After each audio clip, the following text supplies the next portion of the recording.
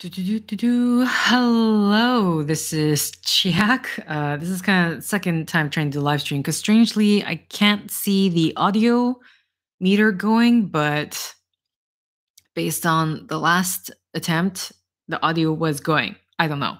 But either way, we're back with a cold read of Death Stranding Vol.1, the novelization of Hideo Kojima's game, novelized by Hitori Nojima and translated by Carley Radford. So this is a very long chapter slash episode. So starting off, episode 3, Amelia. Dead Man trotted up behind Sam, who held the pod under his arm. Thank you. Good job. We couldn't have done it without you. Are you still angry about the BB? Dead Man caught up to Sam, who remained silent. Finally, Sam stopped walking. I'm not your errand boy. Sam turned around and thrust the pod into Dead Man's belly. Well, in any event, it seems it owes you its life, Dead Man replied, looking at the pod. No, we owe the kid our lives. You too. Dead Man took the pod into his arms and nodded. Sam's expression remained angry, and in his heart, Dead Man understood why. He knew that the cargo he had burdened Sam with was unreasonable. He had forced Sam to meet the president, his mother, on the verge of her death, and then forced him to go and burn her body. He had even asked him to incinerate the BB. Although the stuff with the BB hadn't been planned, the rest of it was part of a ploy to get Sam to carry something much bigger. It was the revival of a once-abandoned plan conceived by Bridget over 10 years ago. Sam would have to go on a journey. As you say, I shall look after it, Dead Man conceded. That's why Dead Man decided that he would take responsibility for fixing the BB. He looked Sam straight in the eye as he promised to take care of it, knowing what was coming next. Dead Man suggested that Sam take some time for a shower to wash away the dirt and fatigue of the day. Sometime later, Dead Man was waiting for Sam. The director stood beside him. They were in the same hospital room as before, which had been restored to its former glory, using holograms to once again project the decor of the Oval Office. The domed bed was now gone, and had been replaced with thick curtains that hung all the way down the full-length windows. The American flag and the Great Seal of the United States hung at half-mast. The room was dim, as if it itself was in mourning for the president. Sam hadn't chosen to come here, and now that he had completed his mission, Dead Man knew he would demand to be released from the cufflink and be left to resume his normal life as a porter. The door automatically unlocked. He had recognized Sam's link. It creaked open and Sam entered. The director gestured for him to approach. You did well, Sam.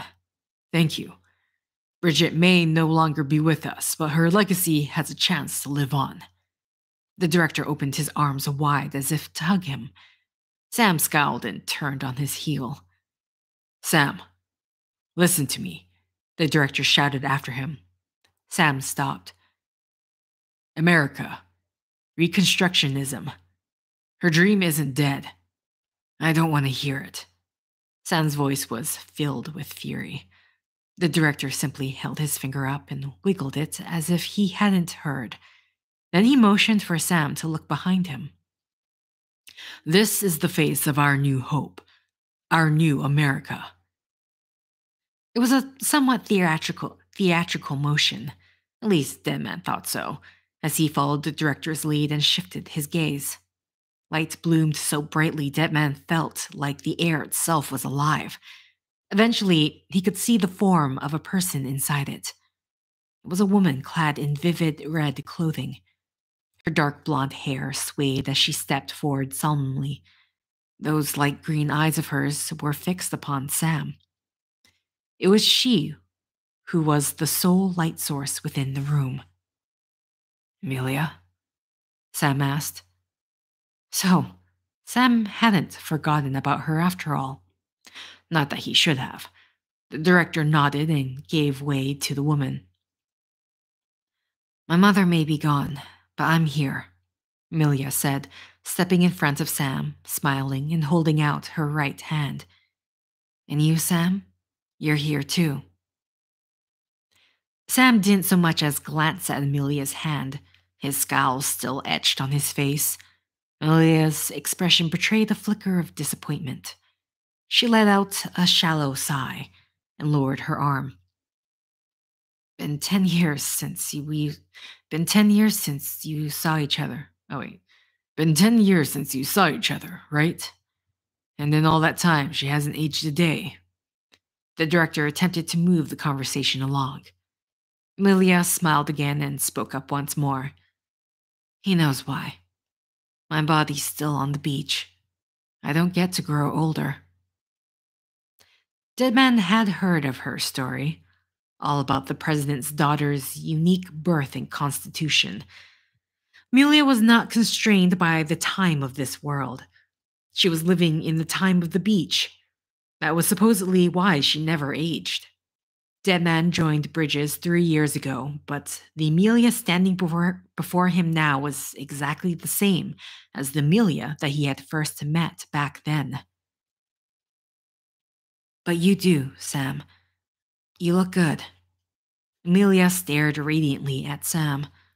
A special connection that Deadman couldn't even begin to describe permeated all of the looks and words exchanged between the two. So you're serious then? About reconnecting everyone and everything? Sam's barbed question was directed toward Amelia, who didn't seem to be perturbed in the slightest and steadfastly returned his stare. In the end, it was Sam who broke eye contact first. He looked around as if to ask for help. Someone has to succeed Bridget, Sam. More importantly, someone has to carry on her legacy and see our country rebuilt, the director explained, stepping in for Amelia. He walked over to Amelia's side and raised his voice as if to make a proclamation. Samantha America Strand, our new president. As if signaled by the proclamation, a hologram of the North American continent appeared before them. It was an extensive map that stretched from one side of the room to the other. Amelia and the director stood in the center. They looked down upon it like a goddess and her obedient servant upon their creation. We'll reconnect all of the cities. Under Amelia's leadership, we'll reestablish the UCA, the United Cities of America.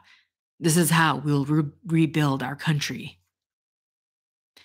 They wanted to revive the legend that was America. Bridget and the director had concocted this plot years ago and had formed Bridges to put their plan into motion. But we'll need your help to do it, Sam. The director looked at him. No, I'm through with this. I said my goodbyes to all of you when I said them to Bridget. Sam turned his back on them and made his way toward the door.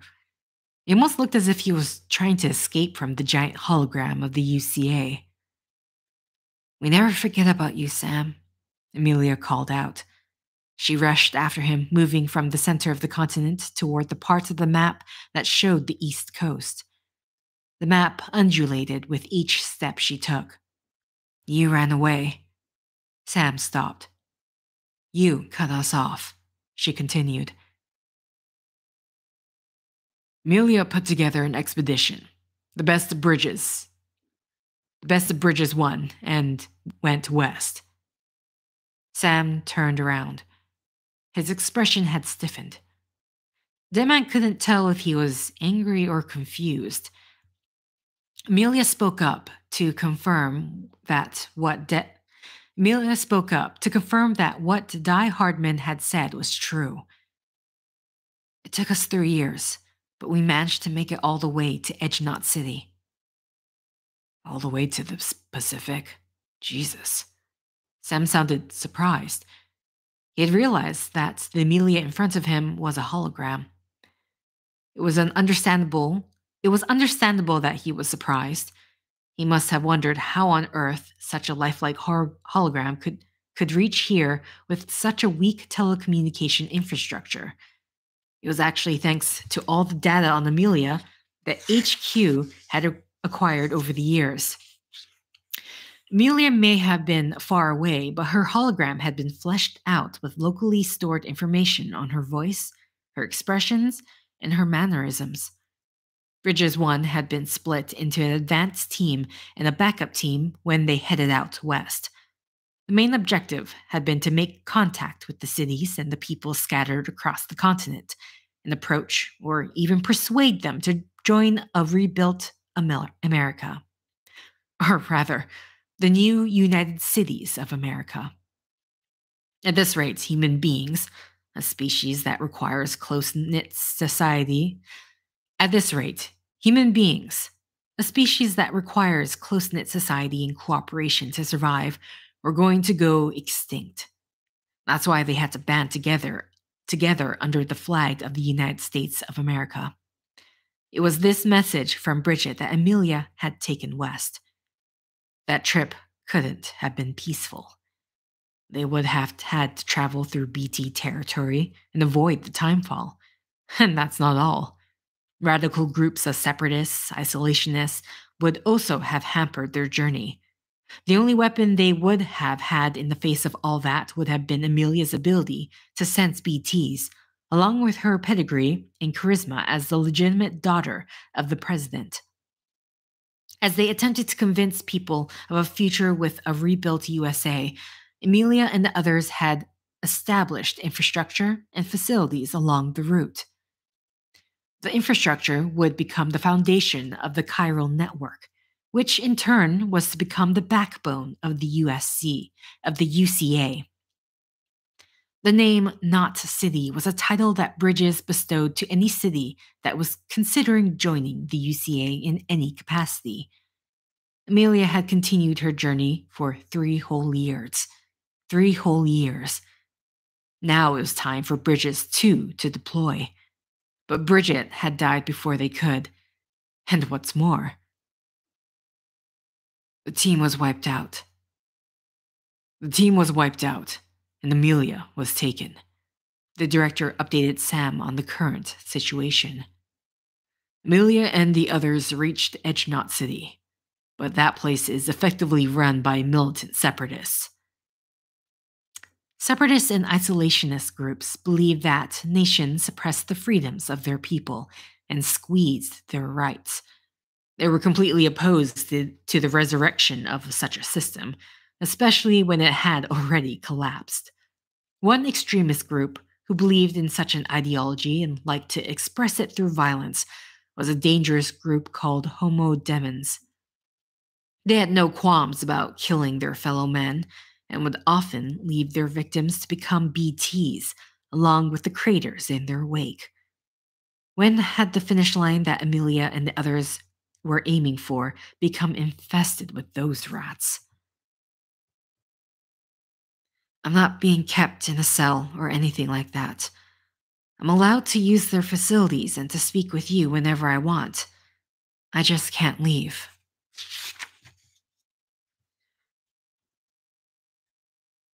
It's all to safeguard the continued independence of Edge Knot City. That's what her keepers are saying, at least. Amelia's their insurance policy. Sam's expression stiffened. Guess that means not everyone is on board with this rebuilding America thing. Bridges had dispatched expeditionary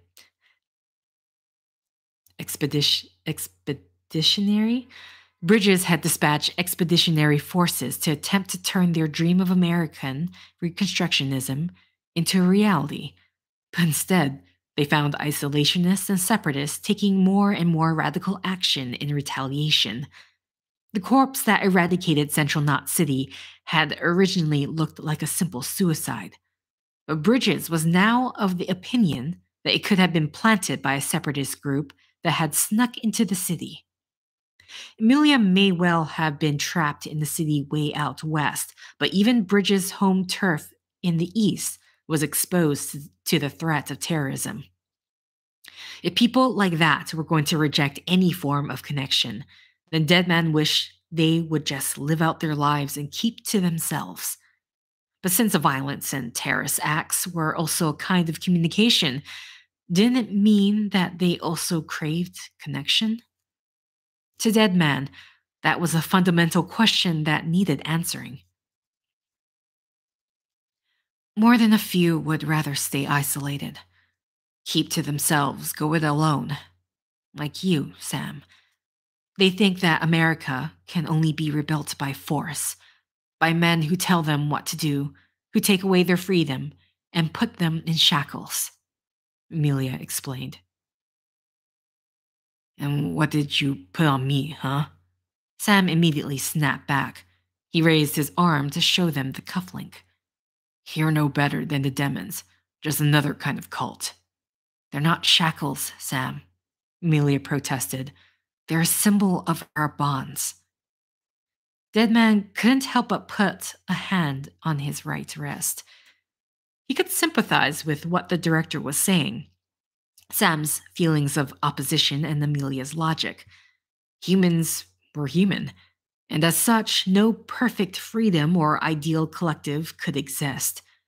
People wouldn't be able to go on living if they didn't shut their eyes to things sometimes, or sacrifice things sometimes. That's why Deadman thought that it made sense for the handcuff like device to be a symbol of bridges. Whoever had thought it up was a genius. It was a tool to shackle, but it also symbolized open communication. Bridges had never tried to hide that contradiction. That's what we need right now. Not to stand apart, but to come together. To form chiral knots and reconnect. Sam, we want you to go west and finish what Amelia started. The director also raised his cufflink and approached Sam. The people she left behind have been hard at work setting up chiral network terminals, but these terminals are still isolated. We need you to bring them online. The director held out a small metallic case in front of Sam and opened the lid with a flourish. It contained 6 pieces of metal on a chain. It appeared to be floating, like it was defying the laws of gravity. And for that, you'll need a Cupid. This was the vital piece of equipment that would let them rebuild and reconnect America. Without it, all those places would just be points on the map, disconnected and isolated. Deadman didn't know how the idea of the chiral network had come about. When he had joined the organization, they were already moving from the planning stage to the testing stage. The plot was conceived by someone in the Strand family around the time of the Death Stranding. Bridget's ancestor had always been heavily involved in making great contribution to infrastructure ever since America's founding, and Bridget was the one who was going to put it all into motion. Those were the rumors that Deadman had heard, but he had no idea if they were actually true. All he knew for certain was that Bridget was the woman in command when it came to actual implementation. Connecting cities via physical means like flight routes, railways, or highways was effectively impossible. All they could really do was develop a good enough communication system that could provide an adequate substitute for a physical connection. The chiral network was lauded as the means to achieve that goal. Amelia and others had established the physical foundation. Amelia and the others had established the physical foundations, the cities that Bridges had named not cities, along with any facility that would connect and support them. We need you to use that Cupid and get the chiral network online. And Sam, you're a porter. We want you to take all the goods that each city needs with you. And when you get to Edge Knot City, find Amelia and bring her home, instructed Die Hardman. Please, Sam, we need you, Amelia's hologram pleaded, stepping toward Sam. Sam shrank back and shook his head as if recoiling from Amelia's continent-spanning determination. I'm Sam Porter Bridges now. I'm not a Strand. Hell, I'm not even part of this outfit. Y'all saw to that. I'm not getting involved with you or anyone else ever again, Sam stated bluntly, turning to leave. Wait! Amelia rushed to block Sam's path. A sad smile flashed across Sam's face, and he stopped. Amelia was holding both arms out as if to embrace him, but Sam passed straight through her. See, it's like I'm not even here. Same as ever was, said Sam as he exited into the corridor. Sam, hold on. The director followed after Sam. Deadman's cufflink began to vibrate at the same time. It was a call from the staff. Deadman wondered if the director would be able to persuade Sam. He glanced back at the hologram of Amelia, now all alone in the room, and left.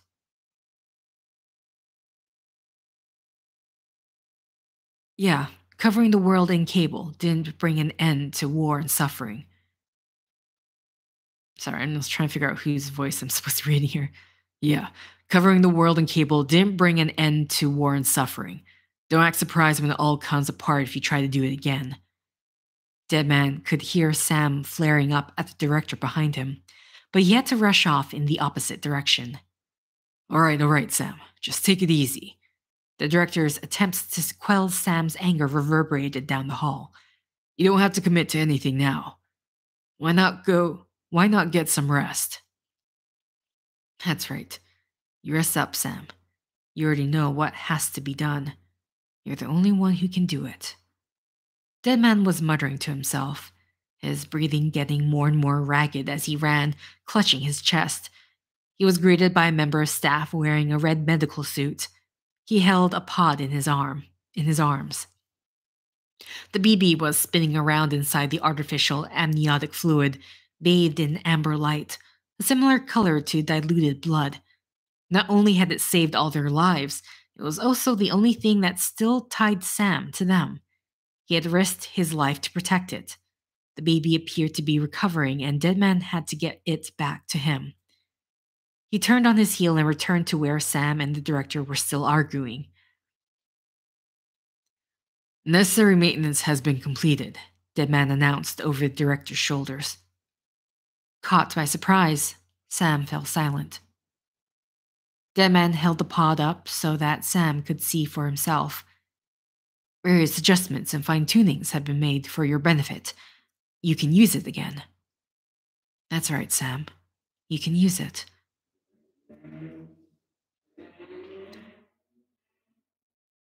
For once, it seems that dooms and BBs are a good combination. This little guy's your support. A BB comes in handy for traversing all those hellscapes dominated by monsters. But you get it, don't you, Sam? You understand that this piece of equipment has no other reason than that for existing, don't you? The BB twisted around in the pod. Are you okay with putting an end to that reason? Sam made a puzzled expression as he tried to figure out what Deadman was getting at. Or perhaps the two of you have something of an affinity for one another. Submerged in the fluid, the BB laughed silently, like it was in agreement with Deadman. Sam bit his lip and took the pod. He had decided to help rebuild the country. Deadman just knew it. Sam was walking in the direction of the first way station that he was supposed to bring online, northwest of Capital Knot, past the incinerator where he had disposed of Bridget's body. As Sam took a step, he felt a sharp pain in his right foot. It stopped him in his tracks and reminded him of how long he had been walking. Sam looked behind him. He was already far enough away that he was unable to see the silhouette of Capital Knot.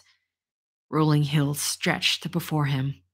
Groups of boulders were scattered here and there, like lonely tumors on a giant's back, and short vegetation covered the surface of the land like a woven green carpet. He could hear the sound of the rapids he had just crossed in the distance. It's like an entirely different planet. He still remembered Bridget telling him that as a young boy. No, that might have been me, Emilia. But why did she say that? I was born here. The world has always been this way. A completely different world existed in the movies that Bridget used to show him. Groups of buildings that pierce the skies. They're called skyscrapers. Big metal vehicles that flew through the air. Planes were used to fly through the sky. Long, thin boxes that used to whiz through the ground. That's the subway. Sam had seen things like trucks and bikes before, but the first time he had ever saw a highway that they would race along was in a movie. The old cities overflowed with many man made things that were interwoven with flowing rivers, thick groves of trees, and other green accents. Those cities had long since disappeared, and now humanity was reduced to cobbling together modest cities and nooks of wasteland. Sam wondered where those skyscrapers had gone. Where had the planes and subways and highways disappeared to? It was rare to come upon any trace of their past existence. All evidence that humanity had ever prospered had completely vanished. This was a whole new world. It was a primitive world that had existed since before humans, since before they began to pollute it. That's why it was so harsh on humans, who were relentlessly assaulted by invisible monsters while rain stole their time away. It was no longer a place for them. That's why humanity built those ugly cities and holed themselves up in them. If this really was a different planet, then we must have been banished from the old one. This is a world of the exiled. We are the children of the exiled. Sorry, I don't know whose voice is speaking right now. This is the world of the exiled. We are the children of the exiled. People like us have no right to rebuild metropolises filled with skyscrapers. No, it's me, Sam Bridges, who has no right. That right was taken from me 10 years ago. So, why am I being made to carry this cargo? That's what he wanted to ask Bridget, but he was never going to get an answer now. Sam checked the weight of the container on his back and began to walk again. The scent of the air changed faintly. It was a sign that timefall was on its way. After researching for a little while, he stumbled upon a small cave, which he had to crouch to enter. Sam sat down and took a deep breath. The Bridges issued boots that he had changed into just before he left Capital Knot City were already dirty and covered in countless scratches. As he undid the laces, he felt some of his weariness melt away. The pain in his foot also grew fainter. Thunder rumbled in the distance. Sam tried giving his pod a stroke, but there was no response. The odor deck on his shoulder remained still. The timefall may come, but it didn't look like those things would appear along with it.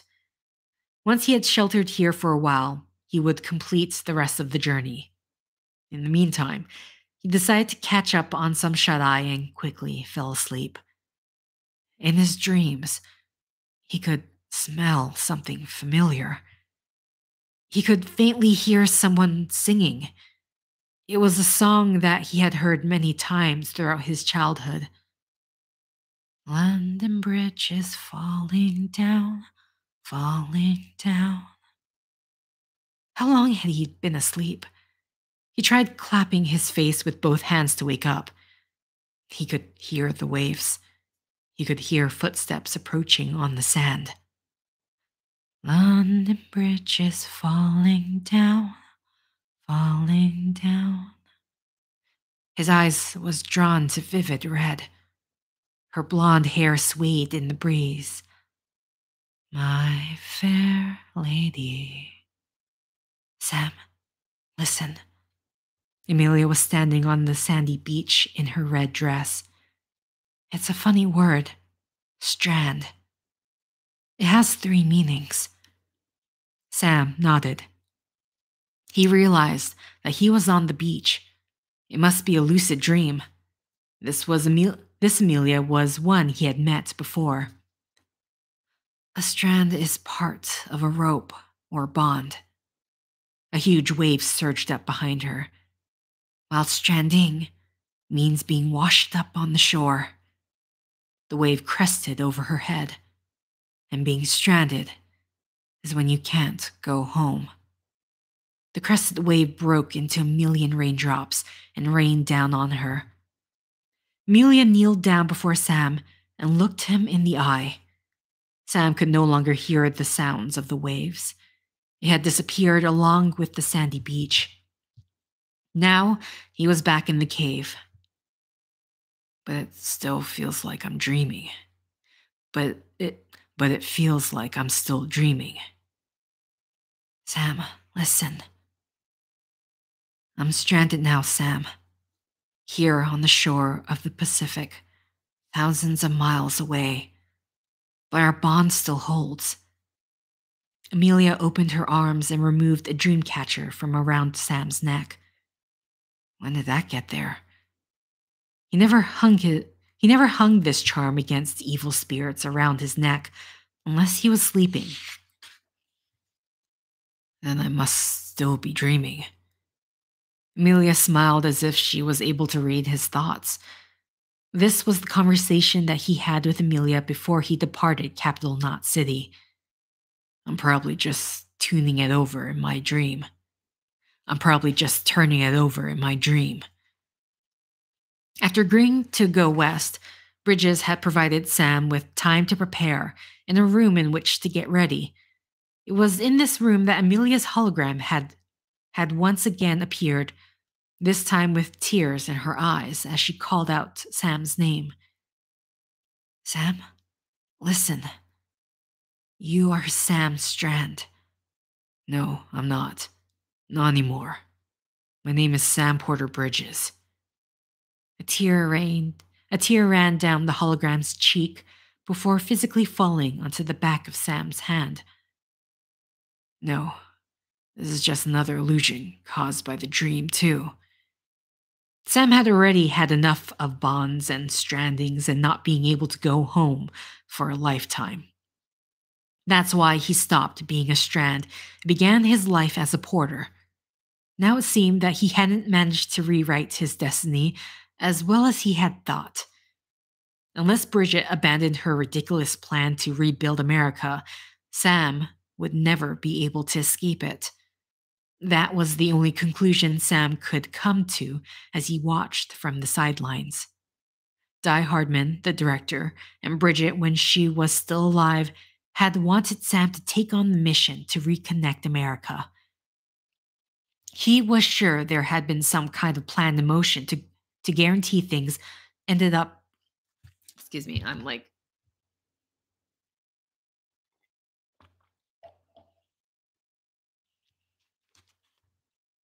He was sure there had been some kind of plan in motion to guarantee things ended up this way.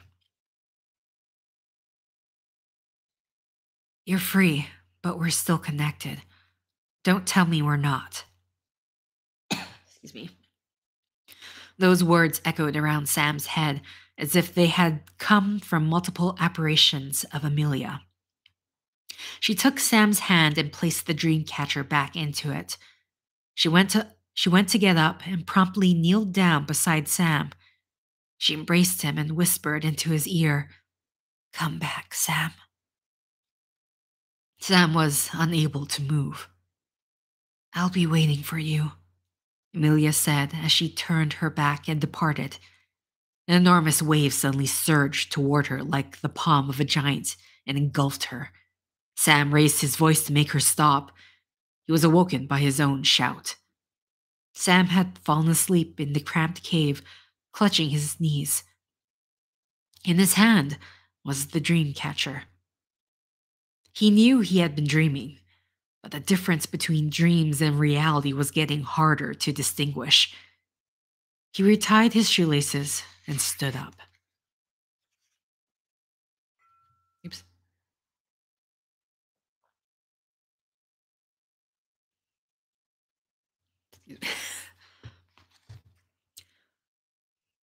Capital Knot City, West, Way Station.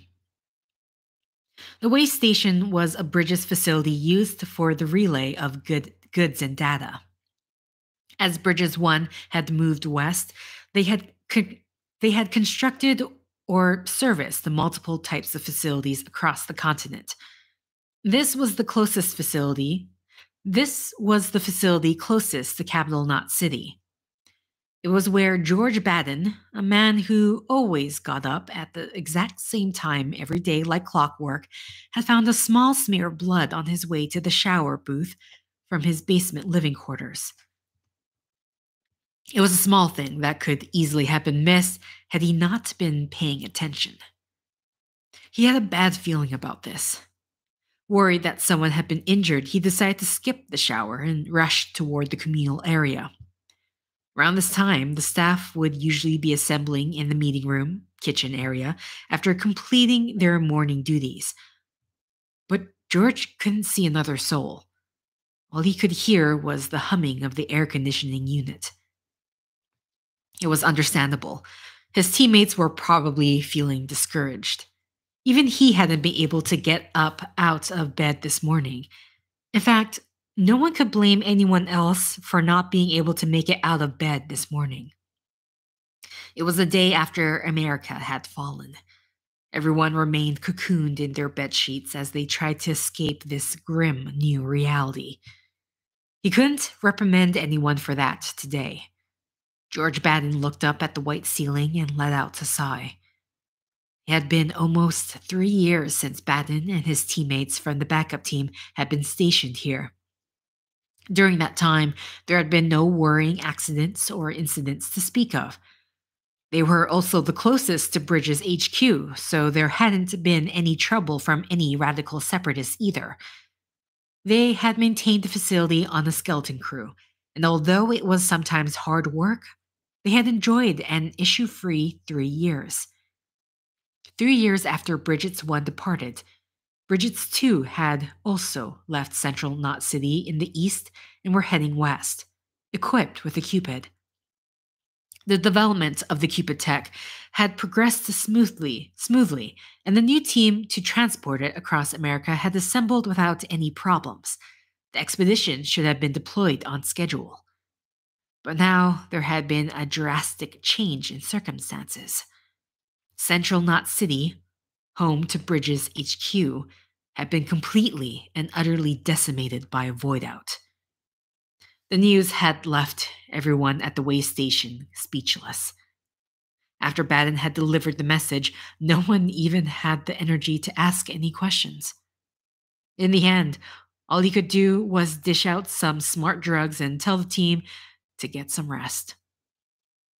Baden doubted that any of them would have been able to get a good night's sleep, though. They had waited here for 3 long years. Now, Bridges 2 was supposed to come along and connect them with HQ, along with other sites down the line. But would they still be coming? It felt like the station and everyone in it had been left to float untethered into the void. Even if they were to scream out as loud as they could, there would be no one to hear. Yesterday, Baden hadn't been able to look another person in the eye. They were all in mourning. A few members of staff appeared in the meeting room the next morning, subdued and sporting vacant expressions. The air purifier appeared to be running normally, but a foul odor had begun to permeate the room nonetheless. "What are we supposed to do now?" someone asked, to no one in particular. The next day, a member of staff turned up in the meeting room with swollen eyelids and blood-stained cheeks, demanding oxytocin. Another member of staff asked for the same. When Baden asked the two of them what had happened, they admitted to coming to blows. The foul smell began to spread from the meeting room into the rest of the way station. He recognized the odor. It was the same stench of death given off by the beach. So, the end was coming for this place too? Just when Baden was convinced the end was near, he awoke to some good news. A radio communication from HQ. A radio communication from HQ. The message came through in pieces and was drowned out by a lot of static, but it was good news. Bridges 2 has departed. The plan to rebuild America lives on. Some people cried, some shouted. Others hugged. The team had been brought back from the brink of despair. This is way station UCA 01155. All systems and team members are raring to go. We're all awaiting the new team. George Baden shouted into the transceiver with glee. The cupid around Sam's neck made a clacking noise as he walked. He pressed down the 6 metal shards from over the top of his uniform. It felt like they were floating under there. Sam knew that it was all just in his head. Suddenly, Sam felt like he was being watched. When he looked around, all he could see were the low trapezoid-shaped mountain range of exposed rock and a dark gray sky. There was not a bird among the clouds, or indeed any signs of any other beast on the land. Sam let out a deep sigh and continued walking. In the distance, Sam could faintly see the outline of a building with a sphere affixed to its roof. It was the way station, and the first sign of human activity that Sam had seen since he set out from Capital Knot City. He had finally reached the first knot, that he was to connect. This wasn't the first time he had seen a facility like this, though. Sam had been working as a porter for 10 years, and in that time he had seen his fair share of Bridges facilities, although he had always kept his distance. Sam, please. He suddenly heard Bridget's plea inside his head. He also thought he could feel the BB moving around inside its pod. Sam shook his head to rid himself of Bridget's voice. He pressed down on his chest, reassuring himself that the Cupid was still there. When he touched it, he could feel the weight of responsibility that had been placed on his shoulders. There was no turning back now. All he could do was continue to push westward, laying the load little by little as he went. He would look after the BB. He would reconnect America. He would find Amelia. And then when everything was connected again, he would finally be able to liberate himself from the detestable Cupid and the American nightmare. Every step he took was a step closer to that goal. To reach the way station that he spied between the gaps in the hills, he had to climb a slope, slowly and carefully making his way up the unsteady rock face. When he misjudged where to place a foot, he began to lose his balance. The ground underneath was loose scree and several rocks. The ground underneath was loose scree and several rocks tumbled down the hillside. Now there were traces that he had been here. If someone else happened to travel through here, the signs were faint, but they would be able to tell that he had come in this direction. Eventually, the bare rock faces turned to grassland, and the way station began to loom overhead. An invisible wave washed over his body. The bridge's ID strand around Sam's waist and the cargo on his back were scanned, and Sam was permitted to enter the way station area. As he looked around, Sam could see that 2 sensor poles had been erected an even space apart. Most of the facilities scattered across the land were equipped with those kinds of sensors. Every visitor and piece of cargo was assigned an ID, which was transmitted to the way station so they would always know when a Bridges approved porter had arrived. Sam climbed up the stairs that led to the delivery area and stood in the square in front of the entrance. The concrete under his feet was dried out and riddled with cracks. There was a particularly large fissure in the center, which had turned white. This place had been built by Bridges 1 3 years ago, but had already aged decades. The way station itself was in no better condition. Sam had heard that the surface of the building had been treated with some anti-timefall coating, but it didn't look like it had been very effective. Even if he did get the whole chiral network up and running, if the timefall destroyed all the facilities, then the connection would surely just be severed again. Sam sighed and looked up. The south side of the elevated station was on the edge of a steep cliff face.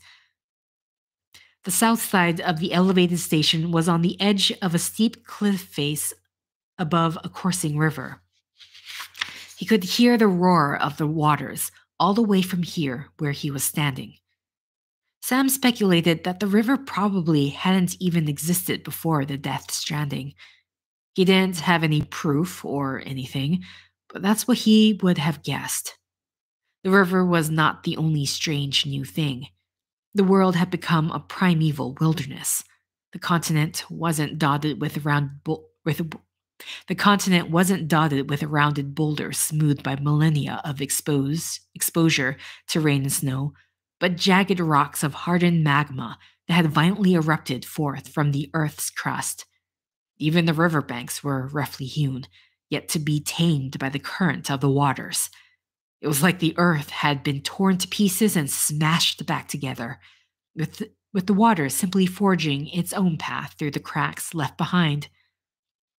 The river was neither tranquil nor meandering, but rather impatient and impulsive. This land was young and wild, and humans couldn't adapt to that youth.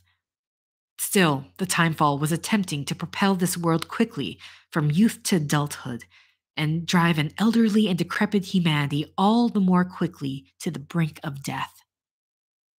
Sam stared at the cracks in the concrete beneath his feet. The water would flow through here too, eventually splitting the concrete in half. Everything that humans could make was already obsolete.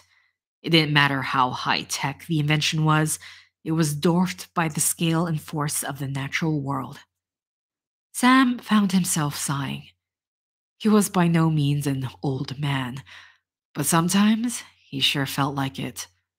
He smiled wearily and entered the delivery area.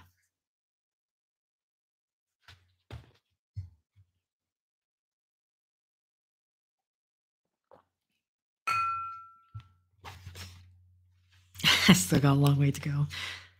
Capital Knot City West Way Station. George Baden watched the porter arrive on the monitor in the basement cargo collection area. It showed a man in a blue Bridges uniform looking around the entrance to the delivery area.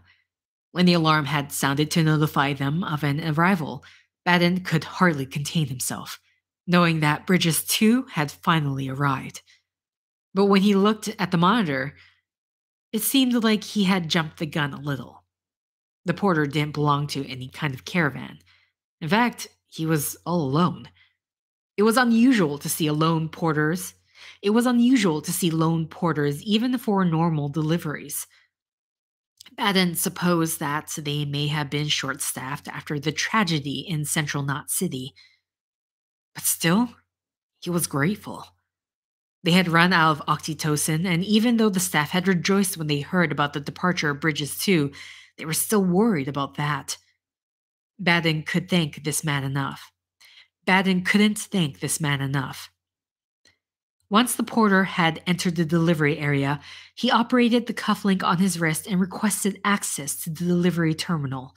The tags on the ID strand around his waist and on his cargo were scanned more rigorously than when he had first entered the facility. A cylindrical delivery terminal that had been concealed in the floor appeared. The porter's data flashed up in one corner of the projected monitor, and Baden tilted his head in puzzlement.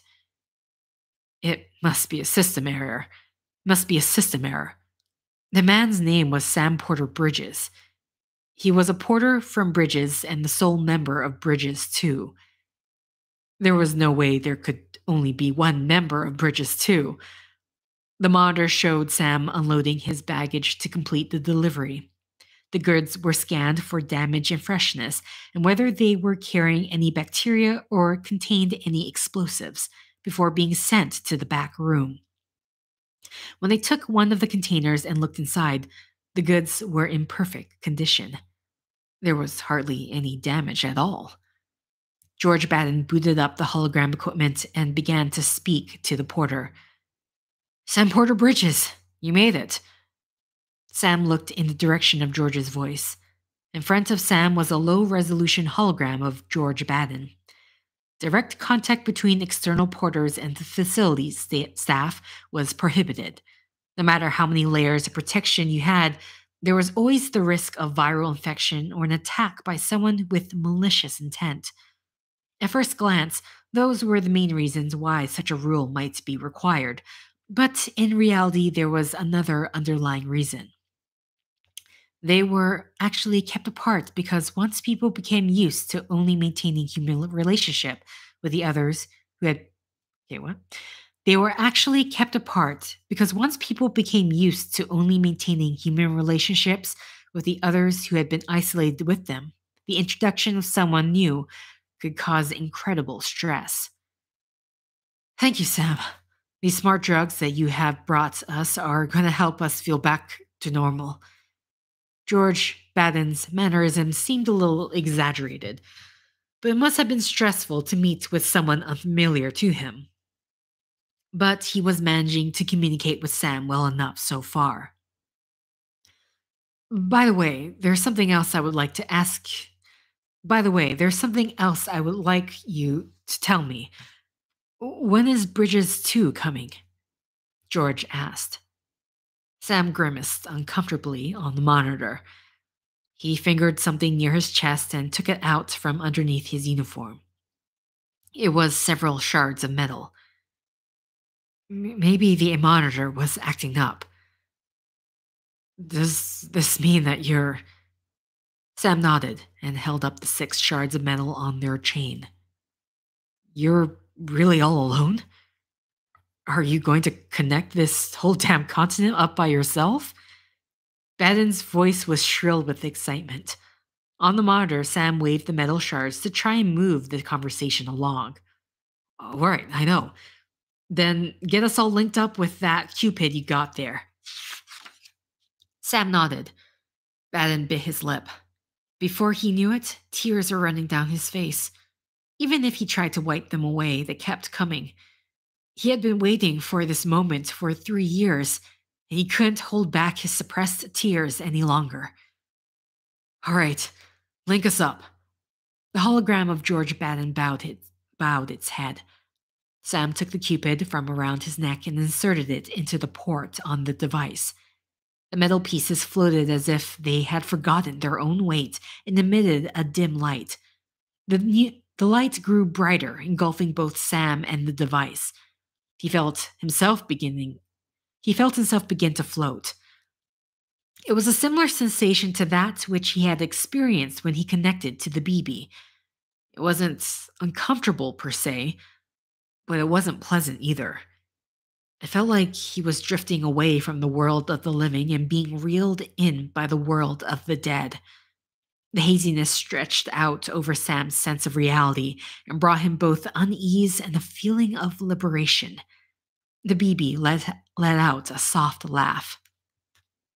Sam was being torn away from something and reconnected to something else, undone and reforged.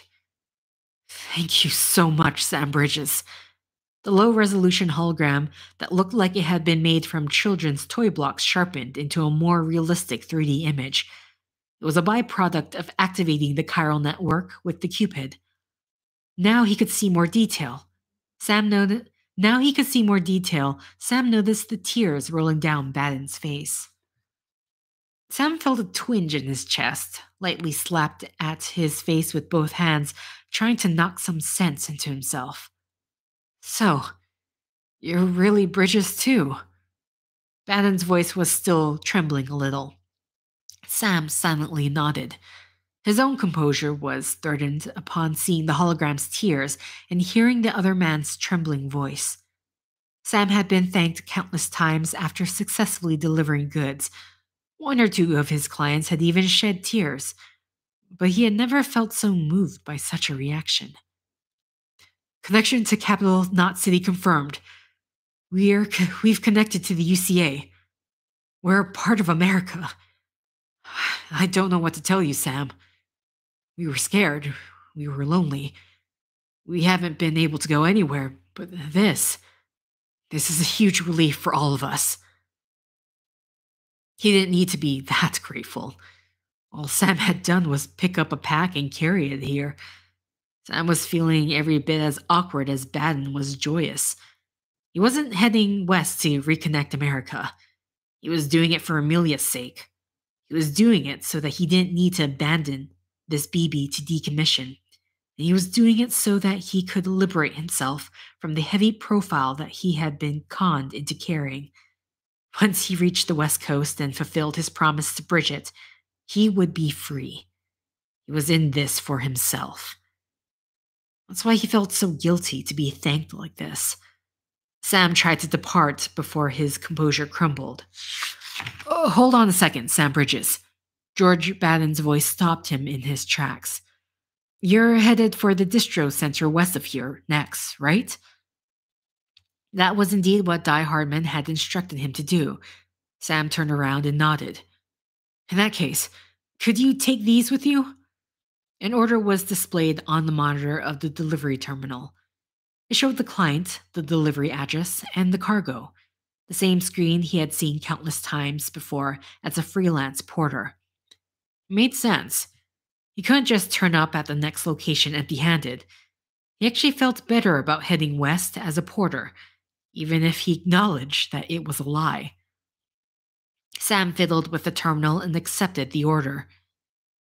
A shelf appeared from the floor, holding a tidy row of cases full of cargo, materials for use with a chiral printer. According to Die Hardman, any high-functioning 3D printer connected to the chiral network could produce copies of any remote object. But to do that, they needed materials to print with.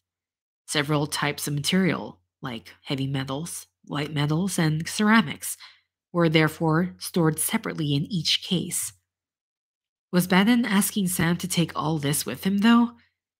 It looked ridiculously heavy. Yet it wasn't impossible. Sam took a deep breath and hoisted the cargo up on his shoulders. Thanks, Sam.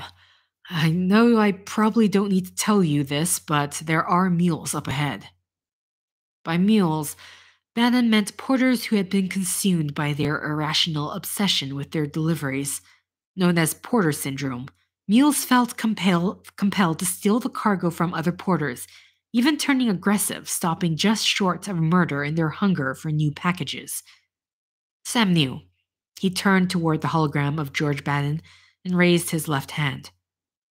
Take care, Sam. Bannon began to say more, but Sam couldn't quite hear him. As he left the delivery area, Sam looked up at the faintly cloudy sky inside. His cufflink vibrated, and the melody it beeped told Sam that Die Hardman was trying to make contact. I knew you had it in you, Sam. As Sam looked at the map that was displayed, he replied bluntly, I guess I do feel better about being a porter. Well, people with your skills are in high demand. Now, let's go over the next part of the plan. Die Hardman didn't appear concerned whether it was currently convenient for Sam or not, and launched straight into the briefing. The first thing we want you to do is head for Port Knot City and connect them to Capital Knot City and HQ via the chiral network. The thing is, they can't be directly linked, so you'll need to connect them by the way of the bridge's facilities dotted between us. You've already connected the way station, so the next facility that you're going to is to connect the distro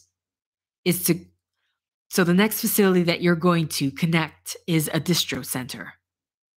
As Sam let Die Hardman carry on talking, he felt the area surrounding the way station and began his descent down the hill. The straps of his backpack dug into his shoulders with every step. Carrying close to his maximum weight, Sam was already beginning to sweat. Port Knot City is a knot that was built adjacent to Ground Zero, the scene of the first void out in this country. In all likelihood, there were multiple Ground Zeros all over the world. Bridget had talked about them once a long time ago. You were still so small. Back then, multiple mysterious explosions struck the world simultaneously. It wasn't just in America, but all over Europe, Asia, and South America too. Even on this continent, explosions occurred at the same time in different locations on the East Coast and the West Coast, in the South, even along the border with what had once been called Canada. But the most powerful explosion of all had been left. But the most powerful explosion of all had left a huge crater right in the middle of America. Vast quantities of water had flooded in to form an enormous lake. Someone, somewhere, had named it Lake Ground Zero. With a hole in the bottom of America, there were some who said it was sure sign that the country was going to sink. I won't let that happen to you. Are you listening, Sam? The director sounded annoyed. The damage around Ground Zero is particularly bad even compared to the other sites. The government at the time couldn't do anything. People had to rely on private couriers to deliver aids and supplies to them. There are a lot of people in that area who can't tear themselves away from the high of being saviors who deliver. If you're talking about mules, then I'm already aware of them. Those were Sam's first words in the entire conversation, and they seemed to encourage Die Hardman to become even more talkative. I guess you probably know more about it than I do. Man has always had issues with the division of resources and imbalances in their distribution. The director kept talking. Listen, Sam. The resources that we need to survive, like fuel and food, haven't just disappeared into thin air. I can't definitely say that we have enough to go around, but going by the number of us left, there should be. One of the problems that we have is that the resources aren't getting to the places that need them. We need to optimize our resources. It's all an issue of delivery.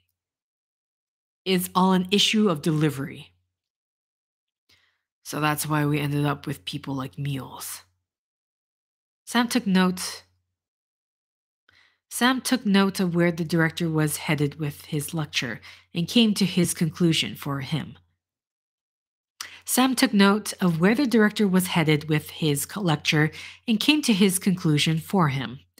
Die Hardman cleared his throat and started again. That's right, Sam. Watch out for those mules and make sure that none of your cargo gets taken. White noise interrupted the codec call. He had finally left the area covered by the chiral network. Now Sam would have to rely on normal radio communications. Unfortunately, the reception here wasn't very stable either, thanks to the chiral clouds filled with timefall rain. The fluctuations in atmospheric chiral density made long-distance communications pretty much impossible. The state of radio communications had rolled back so far that they were as bad as they were a century ago. What little landline infrastructure remained intact wasn't reliable enough to connect the disparate facilities and cities. Constant exposure to the timefall degraded the lines, and they were vulnerable to disruptions caused by separatists and extremists. The only exception was the old generation network that ran from the east to west coast, and even across Lake Ground Zero, a patch of landline and wireless systems that Bridges 1 had managed to throw together as they headed west. No one knew how long it would last. Their advance westward was rejected by separatists who called it a regressive westward expansion based on old, narrow-minded America First ideology. To them, it was an act of terrorism hidden behind the facade of benevolent reconstruction. But none of their criticism ever amounted to much. At least, their disruptions had never managed to sever the link completely. It was like the separatists were just sitting around waiting for the end of the world. Bridget and Die Hardman had once strongly argued for the reconstruction of America on that very point. A younger Sam had agreed with them. Once a transcendental system like the chiral network was completed, everything would be solved. Once connected, they could work together to find a logical explanation for the beach and a realistic way of dealing with it. Once we understand the beach, then we'll be saved. That's what Sam had once believed. That we was Amelia and Sam, who lived constantly in the shadow of the beach looming over their heads. Sam reached the bottom of the hill and continued to walk onward, watching out for the rapids on his left, and soon noticed trampled grass and muddy footprints. His intuition as a porter flared in warning. George Baden had told him at the way station that mules were active around here. He was almost certainly looking at their tracks. Sam had encountered them plenty of times before. They worried porters for different reasons than the BTs. Mules had once been porters, but had become addicted to the high of delivering the goods that would rebuild society. They had become so dependent on that high that they resorted to stealing deliveries from other porters. It didn't matter what the contents or destination of the cargo was, they would just take it. And once they had taken this cargo, it wasn't as if they would do anything with it. They didn't consume it, nor did they try and trade it with other groups or use it for provisions. They just hoarded it away like squirrels. Just like the wealthy classes of the past, they simply aimed to amass as many resources as possible and keep them all for themselves. This area was a delivery route between the way station and the station that was Sam's destination. The mules had probably been attracted to that. Sam could see shadows on the opposite side of the river, maybe a small group of 2 or 3 people. Luckily, they were separated not only by the rapids, but also by a fair distance. There was no need for Sam to panic, but he couldn't be careless either. He was carrying a lot of cargo and there was nothing he could hide behind. To avoid them, he would have to climb back up the slope he had just come down and then pass over the hills to the right. Sam sighed and pressed on. The footing on the slope was even worse than Sam had expected, and every time he stumbled, several stones came loose and tumbled down the hillside. It was taking an enormous amount of effort for Sam to keep his balance because of the weight on his back. He had to thrust his hands out onto the ground to stop himself from falling on more than one occasion. After putting some distance between himself and the mules and climbing dozens of meters, Sam paused for a breather. They probably wouldn't bother chasing him all the way up here. But when he looked back, he saw that the small group of mules had already crossed over the river. All of them were clad in the exact same clothing from head to toe. They looked like little chrysalises that had sprouted arms and legs. Their direct and relentless running form and speed was uniform too. In fact, this uniformity was a trait of the mules. Their aims, means, and methods were also identical. That's why they were also named homogesalts? Homogesalts. Sorry. I do not know how to pronounce this at all. Wrong thing. Dictionary.com, please.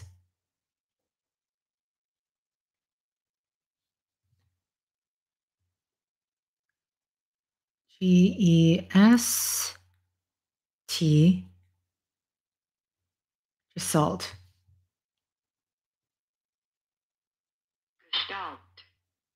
Gestalt? What? Gestalt.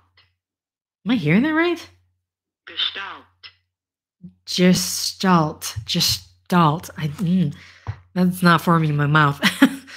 That's why they are also named homogestalts. Their social structure was based on the division of duties and was much closer to that of ants and bees. The mule at the head of the pack was booting up some search equipment. It fired an ultra-high frequency sensor that could immediately identify what Sam was carrying. Now he only had 2 options. He could either drop some of the cargo he was carrying and let them take it, or prepare for battle and try to make a getaway. Rationally, Sam knew that he should pick the first option. That's what he had always done before. But he couldn't decide. He couldn't stop thinking about George Batten's tears. Why had he cried like that? What had made him so happy? Sam's cargo had been entrusted to him by Batten. He couldn't just get rid of it. He would never be forgiven. Sam curses Batten's tears and puts all of his strength into climbing farther up the slope. As he struggled with the climb, he felt something graze his ears. He glanced to his side to see a spear jutting from the cliff face. One of the mules had thrown it. As Sam struggled to decide whether he should just cast off the rest of his baggage and face them, another spear came flying past. Sam didn't possess any projectiles. All he could do now was run. Then he heard a grizzle from the pod. The BB had its hands up against the window of the pod and was gazing up at Sam. BBs were transferred to their pods around 7 months after conception, so its eyesight shouldn't have been very developed. Despite this, Sam felt like the baby had made eye contact with him. He could sense how anxious it was.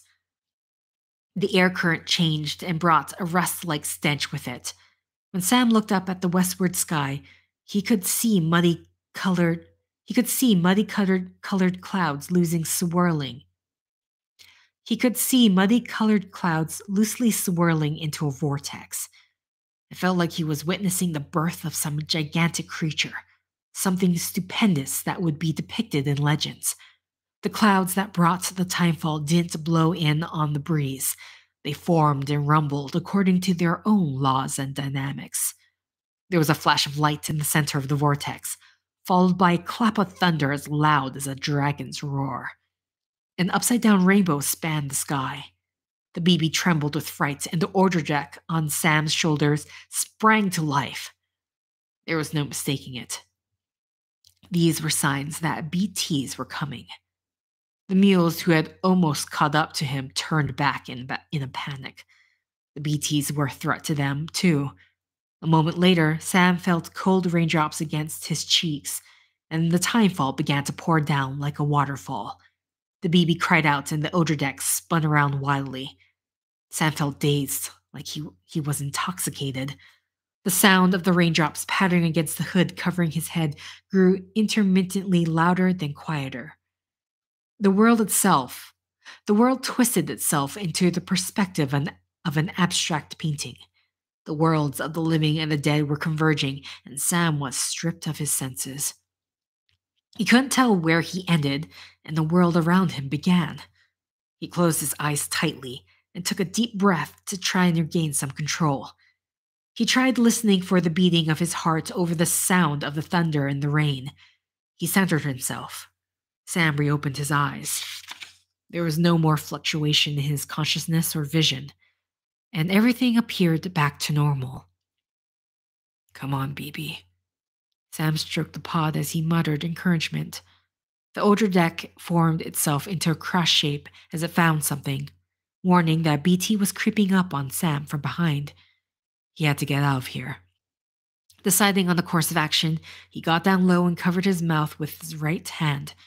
He held his breath. He could feel the back of his neck burning. He was urging his cowardly self to look back. "You're afraid because you can't see it. Turn around and see how far away the BT is. You connect to the BB so that you don't have to fear the unknown. If you can see it, then you'll be able to make a calm judgment."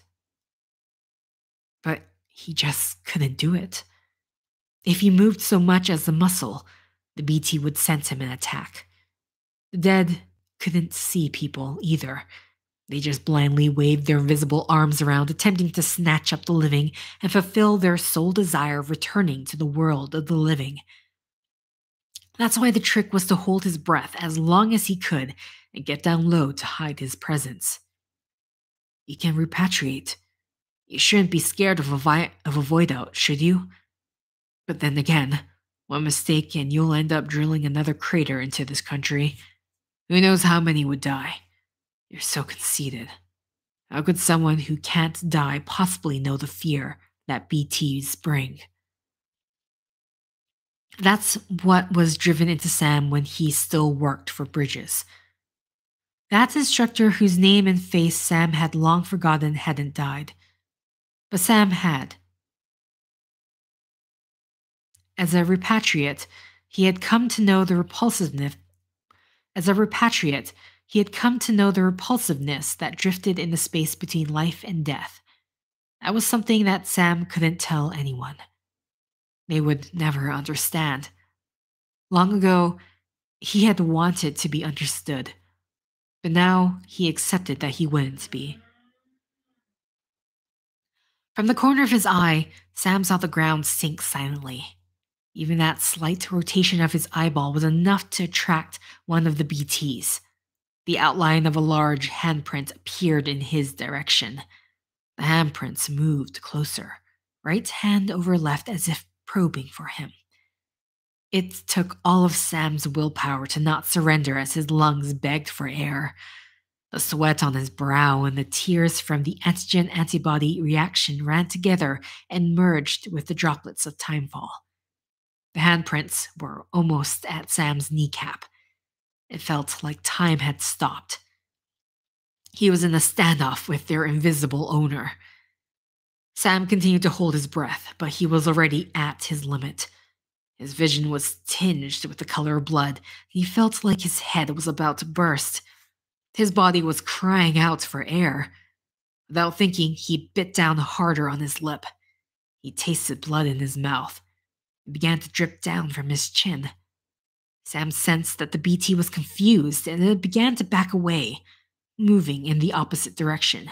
The BT backed up farther and farther and left. Sam was finally able to release his hand from his mouth and take up a gasp of air. The oxygen coursed through his body and reawakened his brain. The timefall was letting up slightly, and the faintest trace of light was now coming back to the sky. The danger had passed for now. The second breath that he breathed out was a sigh of relief. As he attempted to stand, he felt the full weight of the cargo on his back. At the same time, pain radiated throughout his body. It was proof that he was still alive and standing there. As Sam got ready to depart, he got a feeling that something was off and stopped. Something was missing. It felt like a perfect cog had broken somewhere in the system. He found the answer to his confusion on his chest. Sam called out to the BB and rapped his knuckles lightly on the pod. But the pod window was dark, and there was no response. The BB was silent again. Come on, BB. You saved both our necks again. Answer me, BB. Come on. The baby's hand moved slightly, but it didn't look like a planned movement, more like a spasm. Igor entrusted you to me. I saved you at the incinerator. Deadman fine-tuned you so that we could set out across the continent together and put off your decommission for me. One of the reasons I even agreed to go west in the first place was to keep you alive. It was the only vibration of the cuff. It was only the vibration of the cufflink that broke his train of thought. Oh, you're right, Sam. The voice belonged to Deadman. I'm not sure. The BB isn't moving anymore. Sam answered, looking down at the pod to find the BB floating in the amniotic fluid, looking dead. It's all right. Deadman's voice sounded calm. It may have stopped functioning temporarily, but you can fix it. You can do some maintenance on it using the equipment at the distro center. You need to hurry. He spoke about BB as if it was some machine that had simply malfunctioned. He dealt with it like it was just some object. Sam couldn't stand that kind of attitude and cut off communication. Okay. Drink of water. Or tea, I should say. I feel like I'm gonna need a washroom break. Oh my god, there's still so much. Oop. But still, very exciting read so far, honestly. Okay. Capital Knot City West Distribution Center. Sam could see the majesty of the distribution. Sam could see the majesty of the distribution center on the opposite side of the river. It had been 3 days since he had left the way station and George Baden behind. He booted up the Odordex sensors and scanned the riverbed. Sam found the relatively flat and shallow parts of the river and crossed. There was a well-worn path that seemed to follow the course of the river. It was a primitive trail worn into the greenery and exposed rough patches of earth as it curved up steadily towards the entrance. Many people must have walked this path over the years, judging by how the earth was so compacted. If truth be told, Sam was more relieved to stumble upon this simple trail than when he saw the big artificial buildings like the stations and centers erected in the midst of the wilderness. Such signs of all the human life that had passed through here, and the layers of time they depicted, eased Sam's feelings of solitude. Sam wondered how someone like him, with his aphenphosmophobia, who couldn't even join hands with those right in front of him, could still feel somehow connected to those who had come before him. Hey Sam, can you join hands with me? Sam was scanned by the sensors and entered the distro center territory. The hard soles of his boots echoed on the floor as he descended the lonely slope into the distro center. Sam and his cargo were cleansed by equipment to remove any contamination. Before Sam's eyes could adjust to the darkness of the cargo collection area, a cylindrical delivery terminal that had detected Sam rose through a hatch in the floor. Impatient for the delivery process to begin, Sam unloaded the cargo from his back onto the counter. It felt like he had been released as all the weight and pressure on his back and shoulders disappeared, but a seed of worry soon began to grow in his chest. The BB was still just drifting in the amniotic fluid of the pod. The monitor projected into the air in front of Sam was keeping track of the progress of the inspection of the delivered goods. Eventually, a hologram of one of the staff operating in the back room appeared before him. Thanks, Sam. The 3D hologram was low resolution. But even though Sam couldn't make out the particulars of his face, he could still recognize the happiness and excitement exuding from him. So, you're the one-man expedition, huh? I can't thank you enough for all this cargo that you brought us. The inspection concluded with a problem, and introductions prompted Sam to insert the... Sorry, not introductions. The inspection concluded without a problem, and instructions prompting Sam to insert the Cupid flashed up on the screen. It seemed like the staff member still had more to say, but Sam wasn't really paying attention. We're finally going to be connected to the chiral network. Do your thing. Sam was assailed by a sensation that his feet were floating. The worlds of the living and the dead had converged, and Sam existed in the space in between them. The antigen-antibody reaction was causing tears in his eyes. When this happened at the way station, the BB had laughed softly, but this time it showed no reaction at all. When Sam had regained the feeling in the bottom of his feet, he accessed the terminal and requested a private room in the basement to rest the BB. The floor was adorned with a huge Bridges logo, and it began to quietly sink, with Sam standing in the middle of it. The building, visible from the ground, was only part of the distro center. The majority of it was actually buried underground. Light vibration indicated that Sam had reached his destination. When the doors opened and he stepped out, he found himself in a private room reserved for porters. It was usually a place where a porter could rest and prepare for the next part of their journey, but this time Sam had other priorities. What do I do, dead man? Sam booted up the communication functions on the cufflink and spoke aloud.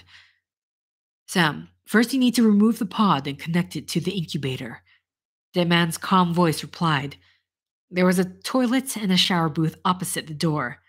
To the left, there was a bed, and opposite that, a storage space for equipment that resembled some sort of display cabinet.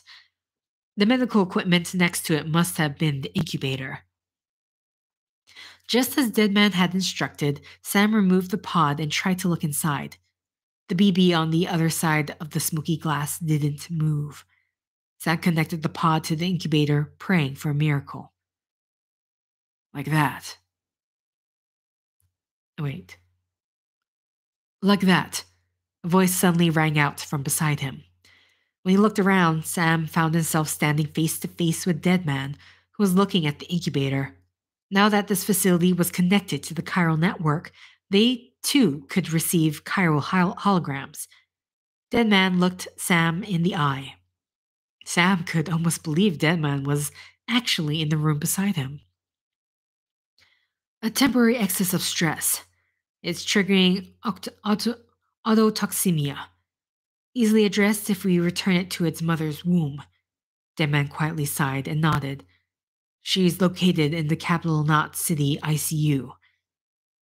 Deadman looked back toward the incubator and pointed at the pod.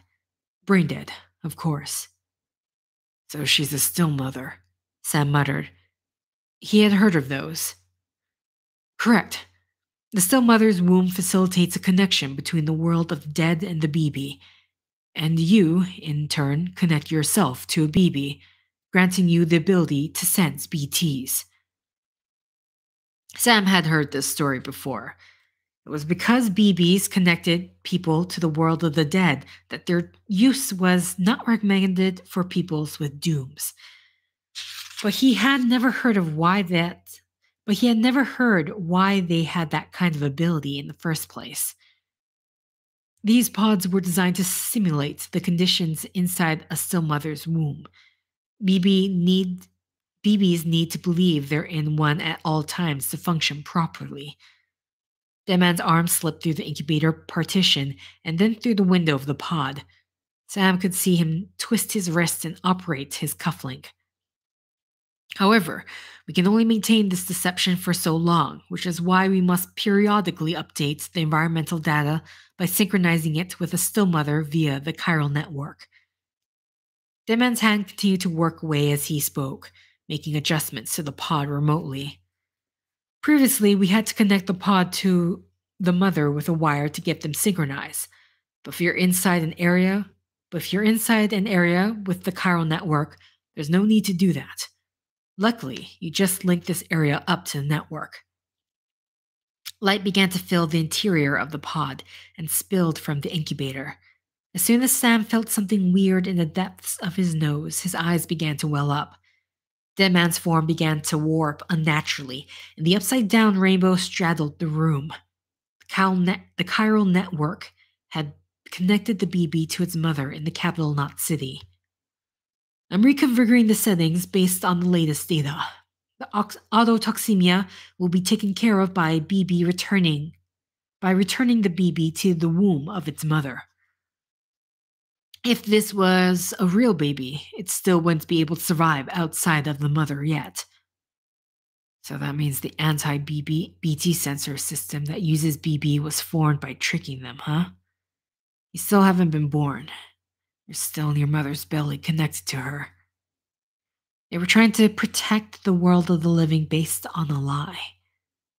What was the point if they were going to do something like that? Sam sighed and stared at the BB pod. That said, there was still no way that Sam could abandon the BB. He tapped on the pod with his fingertips. As soon as he touched the glass, the BB opened its eyes and laughed faintly. Sam couldn't help but break into a smile himself. Then he remembered that Deadman was standing next to him and restrained himself. Looks like it's back, Deadman commented. Sam nodded silently. I'll try adjusting the oxytocin dosage, although toxemia should set in much slower from now on. The BB wriggled around in its pod. It held out its tiny hand on the other side of the window. Sam placed his hand on top as if it was attracted to the BB's hand like a magnet. He didn't care what Deadman thought. The kid had been saved. You should remember that BBs are just equipment. Try not to get attached. Each one has been physically removed from its still mother's womb, a process that renders them unpredictable and prone to failure. All the pod is doing is providing an approximation of their real environment. That man sounded like a tutor admonishing a student. No BB on record has remained in service for over a year. You may need to be retired before this expedition is over. And then? Decommissioned. The man ignored Sam's question and went to leave the room. You're saying there's no way to keep my BB alive? Sam asked. You must understand, there is still a great deal we don't know about BBs. As we expand the chiral network and recover more past data, perhaps we'll find our answers. That man lightly shrugged his shoulders and muttered. The latter part of his answer didn't seem addressed to anyone. It was more like something he was pondering himself. Dead man waved his fingers in Sam's direction.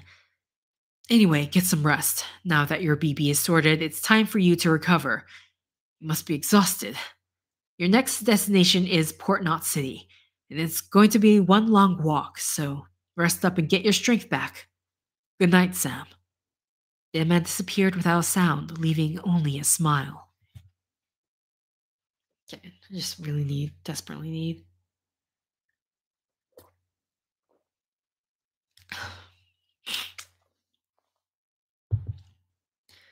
Sam woke in a room alone. No, together with just his BB. It seemed like he had fallen asleep face down on the bed. Even he didn't know how much time had passed, but his hair was untied and still wet, so it couldn't have been for that long. Yet the biological monitoring equipment set up beside his bed told him that his blood had already been taken using the cufflink. They hadn't wasted any time. Every time he slept or showered, every time he went to the damn toilet, they were always taking something away to analyze, whether that was blood, sweat, or any kind of waste. It had been explained to him when he first departed Capital Knot City. It was mostly for the benefit of managing Sam's health as he traveled, but its other purpose was to observe and study the unique makeup of a repatriate.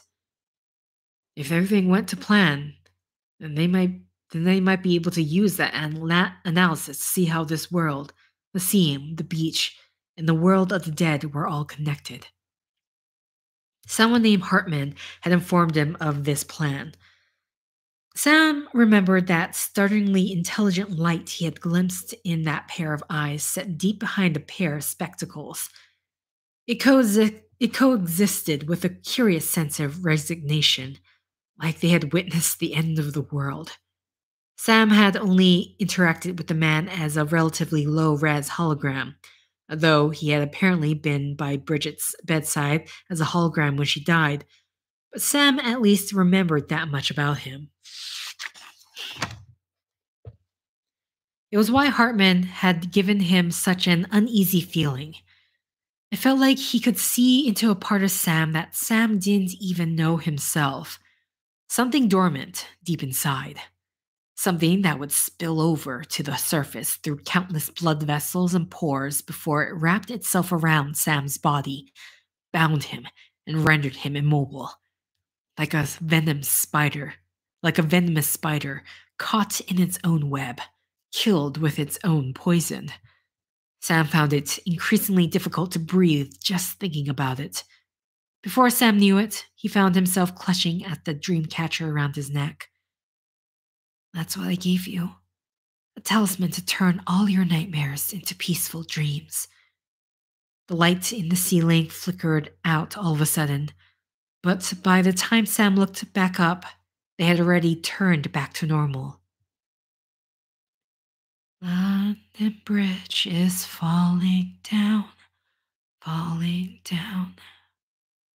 Sam thought he could hear humming and looked back to where he was staring before. Amelia was stood there. Can you see me, Sam? Amelia reached out, squinting her eyes as though looking at something bright. Sam loosened his grip on the dream catcher and held his own arms out. Could you join hands with me? Sam knew his arms would just pass right through. This was just a hologram of Amelia. An exact copy, but still just a hologram. According to Die Hardman, Bridges 1 left behind local data to retrieve. According to Die Hardman, Bridges 1 left behind local data to recreate Amelia at each Bridges facility as they proceeded west. It was originally been intended for use when Amelia was giving instructions as commander, but before long the staff were just using it to admire Amelia as a symbol. In any case, that was how they could reproduce Amelia in hologram form from Edge Knot City, which wasn't connected to the chiral network yet. How are things over there? Asked Sam. After a slight time lag, Amelia made a face as if she was examining her surroundings before she answered. Still not under guard. Still not chained up. Still can't leave. But if you keep making connections, if you can get to me, we can go back west, back home. Amelia looked Sam in the eye. Humans aren't made for living alone. They're supposed to come together, to help one another. And if we, as a people, can't do that, if we can't reconnect. Amelia looked away into the distance as if she was searching for something. Or maybe she was wavering about something. He couldn't stand the silence, but there was nothing that Sam could do about it.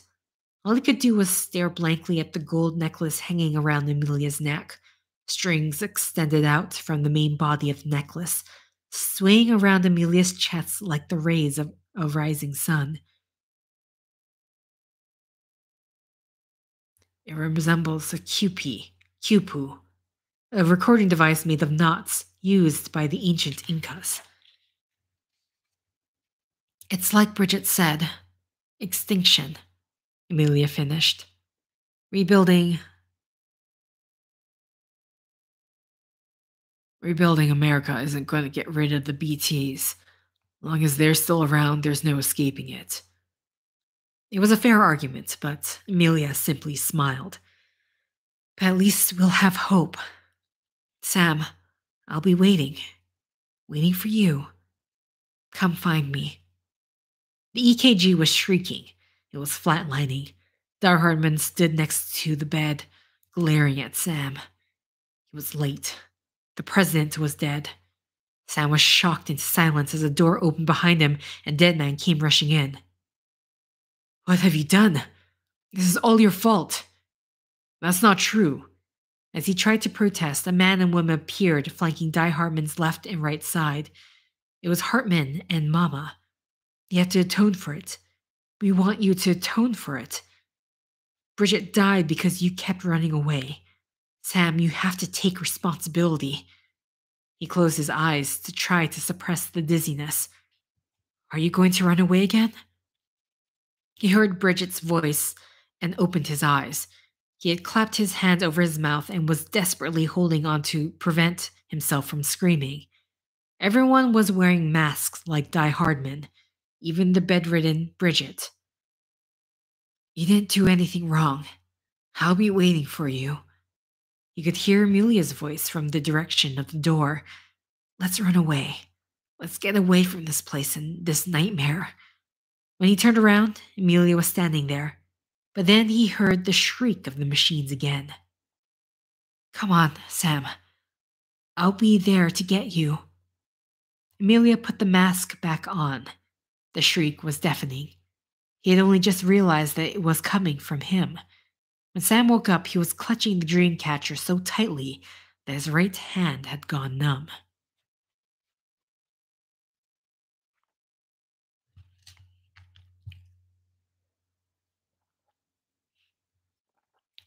Excuse me as my nose is slowly blocking up.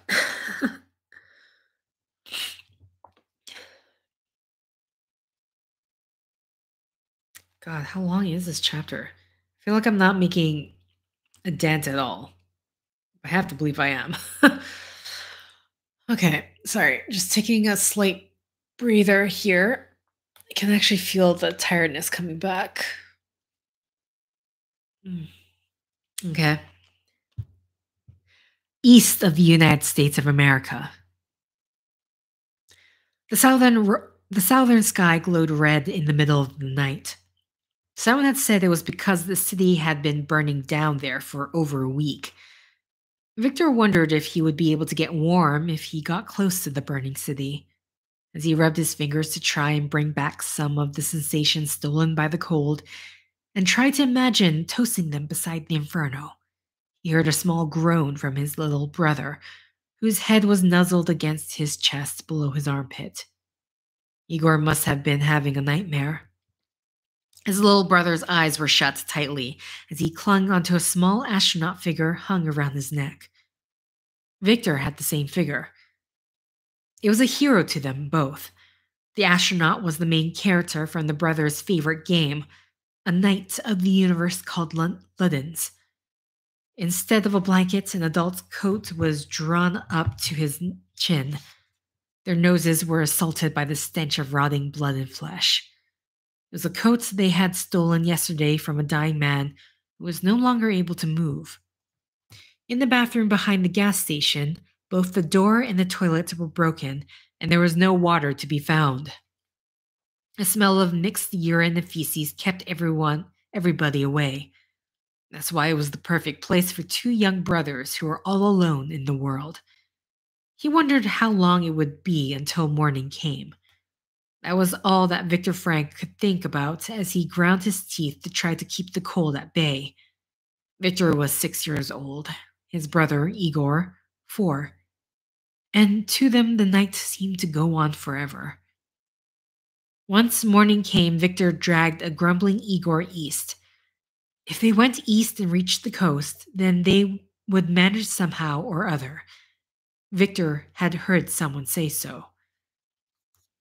He didn't really understand why or what they would manage really meant, though. It was easy to tell which direction was east in the mornings. All he had to do was aim for the sun. Their breath still came out white even though the sun was rising, as its warmth couldn't penetrate the thin cloud cover and reach the land below. This had been their life since that day. Adults would call it that day, but Victor wasn't sure what day they meant. They were probably referring to the day when the internet was cut off and the TV stopped airing. Victor wasn't happy about how he was no longer able to play his games or watch his favorite movies. His mother and father were no longer able to watch the news, and no one could connect to social media. Everyone just complained about how they didn't understand what was going on. Within days, his parents were at each other's throats.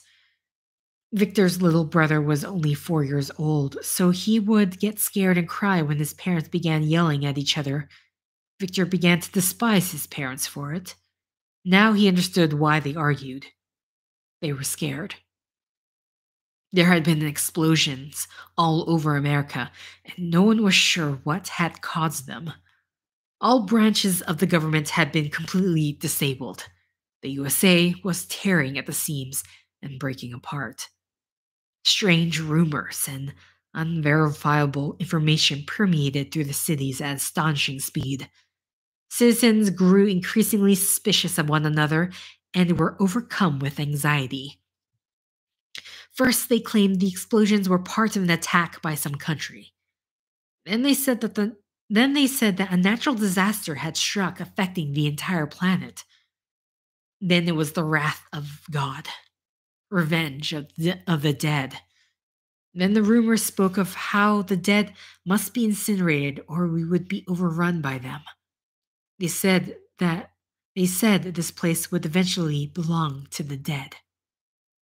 The number of suicides increased, the number of killings along with it. Neighbor killed neighbor, and those that didn't have the heart to kill their fellow man were left with the choice of either killing themselves or getting away. It was long before Victor's father drunk himself into a stupor and hung himself. Igor was the one who discovered his father's body in the bathroom. Their half crazed mother had to cut the body down, lay it in the bathtub, and cover it with gasoline. Then she doused her own body and set both herself and her husband ablaze right in front of their children. Victor could still smell the stench of burning hair and flesh in his nose. The flames that engulfed his mother and father burned through the bathtub and eventually claimed their entire home.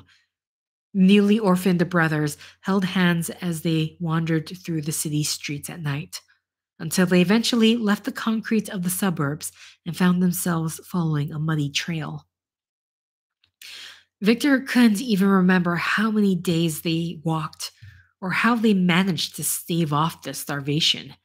And when every other person the boys came across looked like a killer, it was only natural that they had ended up walking out of town. After departing the gas station, the brothers found their route east, flanked by rows of wilted cornfields. The sun had reached as high as it would go in the winter sky, but the temperature hadn't improved one bit.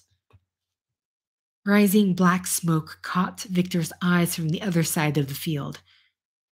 Victor felt the grip on his hand loosen, and the brothers stopped. Igor freed his hand and crouched down. His shoelace had come undone. His shoelace had come untied. Maybe we should rest here for a while, Victor suggested as he sat down next to Igor. A terrible smell immediately entered his nostrils. The smell of burning flesh. Startled, Victor sniffed a little at his brother. But all he could smell was a mix of mud, sweat, and urine. A strong wind blew, and the smell grew stronger. It was the same smell as back then, the same smell as his mother's and father's burning corpses. Victor stood on his tiptoes and looked upwind. The black smoke must have been coming from a burning body. Once he realized that, the tears came. He felt deathly scared. Victor gripped Igor's hand. They had to go back the way they came. His feet hurt so much that he couldn't stand it. The soles of his shoes were torn to shreds, and every step was difficult. Neither of the brothers said a word. They just kept walking. It's only once the smell of burning had disappeared that they allowed themselves to sit down by the side of the road. They should have been walking toward the sun as it rose, but now they chased it as it sank. They would end up back in town at this rate. They could feel the cold in the soles of their feet. Night was approaching. As Victor thought about where they could go to shelter from the cold, they heard the sound of an engine from behind them. It was coming from the cornfield. He didn't know what to do. As soon as he made a grab for Igor's hand and tried to run away, he slipped over. His ankle felt strangely twisted, having fallen face first into the muddy ground. Victor could taste dust inside his mouth. The car's headlights swooped down on the two brothers, and that's all he remembered. When Victor woke up, the pair weren't wrapped in some foul-smelling coat, but a thin, musty blanket. It wasn't cold anymore. A fire was crackling away in a metal drum that had been placed in the center of the auditorium-like room. Behind it was an altar. They were in a church. When Victor tried to get up out of the hard wooden chair he'd been lying in, a pain surged through his ankle. He took a closer look and found it wrapped in a white bandage. "Oh, you're awake." It was a rough voice, but its calmness helped put Victor at ease. When the boy looked up, he found himself looking at a face surrounded by unkempt hair and hidden behind a shaggy beard. The man reminded him of a bear. He spotted the Federal Express logo on the man's dusty overalls. "How are you feeling? Are you hungry?" the man asked, holding out a hand. It completely engulfed Victor's. Now that Victor had some time to look around, he could see all kinds of people wrapped in the same blankets as he and Igor, taking refuge in this holy sanctuary. Now that the government was no longer functioning and people had been left to fend for themselves, this was one of the few places where they could gather to help each other. It was this very church that ensured the young lives of Victor and Igor Frank got to continue.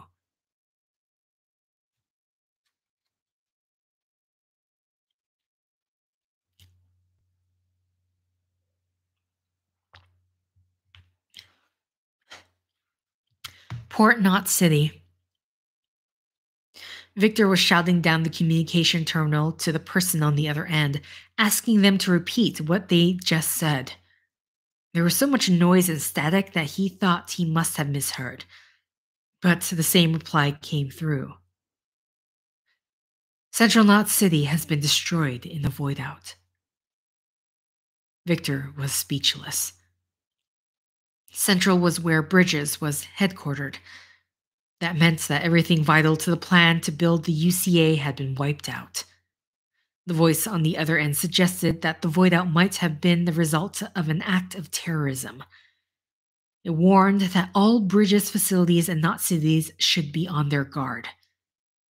He couldn't believe it. What was the point in volunteering for the expedition and guarding this place now?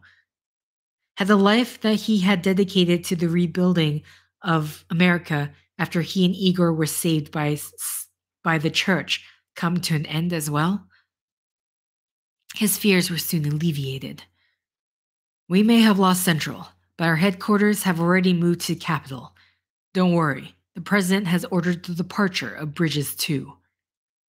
The voice was almost drowned out by the noise, but Victor didn't ask for a repeat this time. He didn't want anyone to refute what he had just heard. The communication ended and Victor sighed with relief. It looked like he would be able to meet a certain someone again for the first time in 3 years. It had been around half a year ago when he last received word from his little brother, Igor, who had long been involved in the thankless work of corpse disposal. Victor, I was picked for the expedition too. Did you hear about what we're going to do? We're going to use a Cupid to reconnect the whole continent. We're going to visit your place too.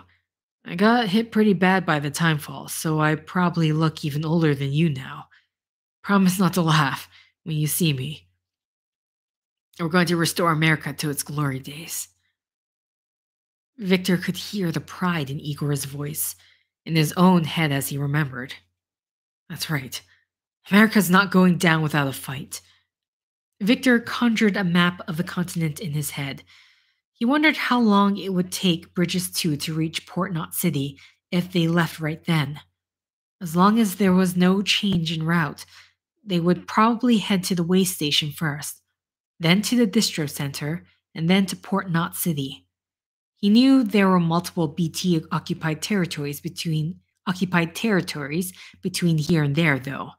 And even if they managed to avoid all of them, they'd probably have issues where the mules were active. And then, if they made it through all of that, they would have to get through the wasteland. It was unlikely that they would arrive in Port Knot City without any casualties. Victor wanted nothing more than for Igor to turn up safe and unharmed, but he knew better than to pray for anything. Victor continued to daydream about the reunion with his little brother. But this wasn't the time for that. He couldn't just think about this small bone of happiness that had been thrown to him. He had to think about the bigger picture and the bigger prize that lay farther ahead. Victor put a hand to the Bridges logo that adorned his blue uniform and remembered the Federal Express logo on the uniform of that bear who had saved them all those years ago.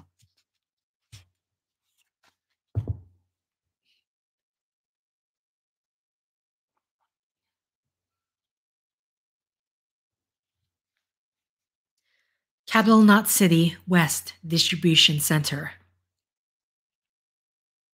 When Sam opened his right hand, the weave of the rope had left a clear mark on his skin from clutching the dream catcher so tightly.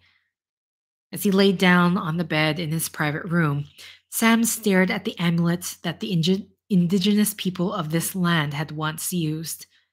Amelia had told him that it would turn his nightmares into peaceful dreams.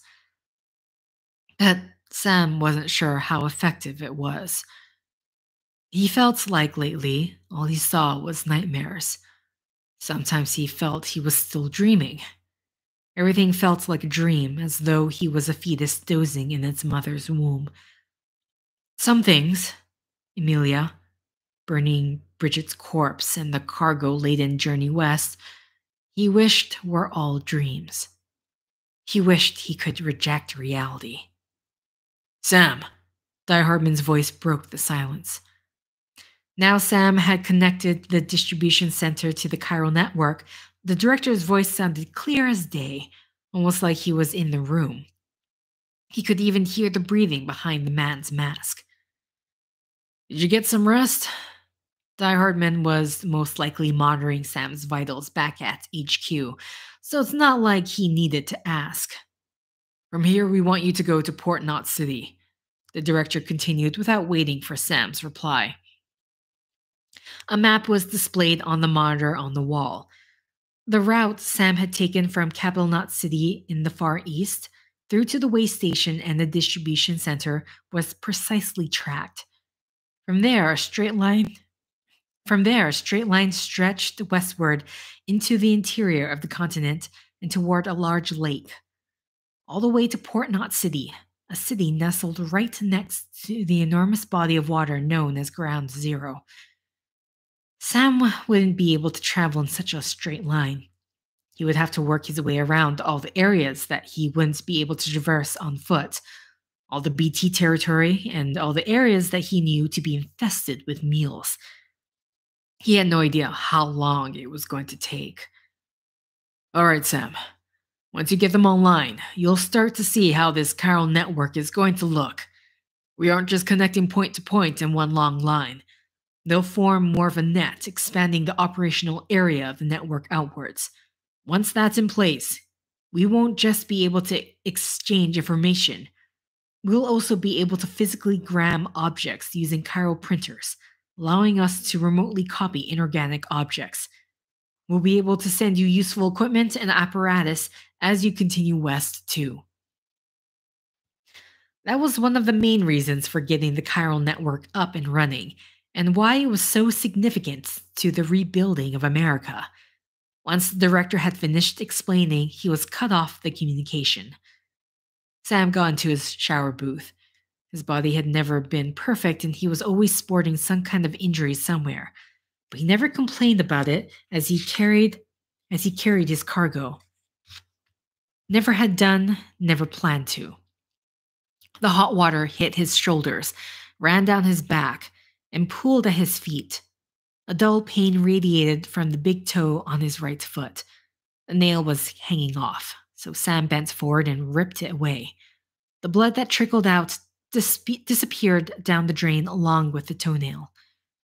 Once he had gotten out of the shower, Sam treated it with a hemostatic spray. He put his uniform on over his undershirt and prepared to set out. Inside the incubator, the BB was drifting around with its eyes closed inside the pod. The baby squirmed as Sam disconnected the pod and removed it, before carefully attaching it to his chest unit so as not to wake the BB. He caressed the pod gently to cause a little stress as possible and put the BB at ease. Then he felt the room and took the elevator back up to the surface. Feeling the vibration of the floor as it rose, Sam connected himself to the BB pod via the cord. Immediately, he felt lightheaded. In his mind, he could hear the intolerable sound of metal scraping on metal, and his field of vision narrowed. He couldn't feel his body. It was like his spine had been ripped out. The sensation should have died down after a few seconds, but it didn't. His field of vision grew more and more narrow, and the color drained from the world before blacking out entirely. Sam thought that he might have fainted, but that didn't appear to be the case. He was still conscious, and not only that, his mind was racing. Pitch black dominated Sam's world. His body had dissolved into that black, and now he existed as pure consciousness. Baby. He could hear soft whispers. He tried to ask who was there, but his mouth would not open. Light drenched him as if a curtain covering the entire world had opened up. Baby. He heard that voice again. It was a man's voice. The man was looking at Sam. I'm your papa, Bibi. The light went out. Sam's field of vision was cloaked by the man's hand. He wanted to get away, but he still couldn't feel his body. He couldn't do anything. He couldn't close his eyes, he couldn't run away, he couldn't do a damn thing. The hand belonging to the mystery man bore down on him. It would seize everything and steal it all away. Please don't. He hated this. All he could do was feel how much he hated it. The BB cried out for him. The BB was scared of the hand and was screeching. I'll protect you, BB. I won't let anyone... I'll protect you, BB. I won't let anyone take you away from me. That urge to protect the BB restored Sam's physical senses. Blurred outlines felt crisp again, and the color was returning to the world. It's okay, BB, Sam said reassuringly, having come back to his senses. Excuse me. The elevator arrived at the surface, and the BB stopped crying. Not only was Sam now carrying even more weight on his back than before, but the inexplicable vision that Sam had when he connected to his BB also weighed on his mind. Who was that man? What did he mean by Papa? Was it because of my dooms that I saw that vision? On his back, Sam was carrying aid intended for ports, not city, and some anti-BT weaponry. It was all packed away in his bags. According to the director, its value far exceeded even its weight. Most of the aid consisted of preserved sperm and eggs. No one was really moving between the cities anymore, and they needed to expand the gene pool. If they didn't, then even children born among the same generation would end up with similar genetics, and all diversity would be lost, weakening mankind as a species. The aid in this cargo was the very future of the human race. But more important than even that was the inclusion of anti-BT weapons. These weapons used blood and fluids harvested from Sam's body. Hartman was supposedly the one who had developed the theoretical backbone, which had subsequently been engineered into weapons and brought to life by Mama. Mama was a key member of Bridges and had been part of Bridges 1, an expert in theoretical physics. She was the woman behind the development of the Cupid and the chiral network. Sam had heard she was now working in the lab on the outskirts of South Knot City, in the center of the continent to the west of Ground Zero. He remembered the director showing him a picture of her before he left. She wore her hair in a ponytail and sported thin-rimmed glasses and a tank top. There was speculation that Sam's unique constitution as a repatriate could have some kind of effect on BTs, who themselves were special among the dead. These weapons were going to test that theory. Sam wasn't exactly skeptical of the idea, going by his recent experience, so he had accepted the experiment without argument. He remembered the time he encountered the BT with Igor, the incinerator where he burned Bridget's body and the blood from his bitten lip. There had been other circumstances before which had given Sam cause to believe that the BTs avoided his bodily fluids, but it was still just conjecture. Sam thought it was jumping the gun a little to deliver weapons that hadn't even been tested yet. Where had he heard that before? Sam had to do things that no one else had ever experienced. It was true of the chiral network, and it was true of the countermeasures against the BTs as well. His journey west was a grand experiment in itself. In a sense, Sam's body was a tool. the tool that would be used to accomplish the mission. That's how Bridges must have thought of him anyway. But before Sam was even aware of the mission, his body had already adapted for his purpose. His stride grew longer. The blisters that covered his feet had burst and hardened, and his soles were now thick and tough like leather. Any energy he consumed was used as fuel for walking, before it could even be converted into fat or muscle. Sam was seized by the thoughts that his body had become their machine. Bridges probably felt the same way about the BB. Maybe that was why Deadman always referred to it as equipment. The wind caressed Sam's face. He closed his eyes at how pleasant it felt. He thought he heard BB laugh as well. The outlines of the mountain ridges towering in the distance were unusually clear. The mountains themselves blocked Sam's path up ahead, but in that moment, all he could think about was how majestic and beautiful they looked. They exuded a majesty that human hands would never be able to capture. Sam wondered if holding such contradictory feelings in his head would be considered proof that he was indeed human after all. The fact that the BB too could laugh, become scared, and suffer from the effects of autotoxemia if put under too much stress meant it wasn't a piece of equipment either. It was human too. Sam thought back to a fact once recited to him by one of his porter pals. They claimed that the reason most porters failed in their line of duty was not because of any kind of physical injury, but for psychological reasons. Walking hundreds of kilometers in silence had broken a lot of their colleagues. If a porter sustained an injury, they could always receive treatment, so long as it wasn't life-threatening. But most people found their spirit broke long before their body did. It was because of this proclivity that porters were recommended to work in pairs or teams. Lone porters, like Sam, were in an extreme minority. Sam's cufflink began to vibrate, letting him know that he had a codec call incoming from Deadman. "How is the BB doing?" This area was covered by the chiral network, so his voice came through clear as day. "I have something I need you to answer for me," Sam said, looking down at the BB attached to his chest. "I saw something when I connected to the BB. It was someone's face, and they were talking to me. They said that they were my papa." A theatrical sigh came from the other end of the line. "Didn't I tell you before? You're seeing the BB's memories. It's showing them to you in flashbacks.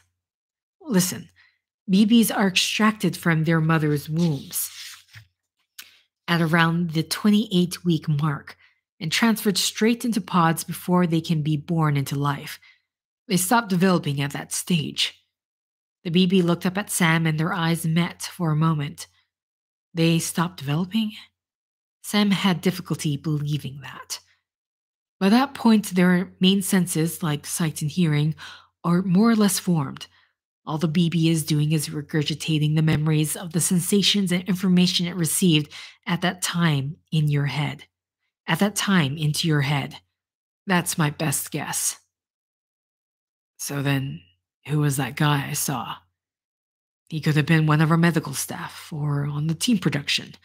The BB has been used as a piece of equipment several times over. It has been in contact with lots of people, so it would be difficult to identify a specific individual." "Come on, don't you know shit?" Sam hadn't realized how severe his tone had begun to sound. "I'm sorry, but by the time I arrived here, BB-28 was already at Bridges.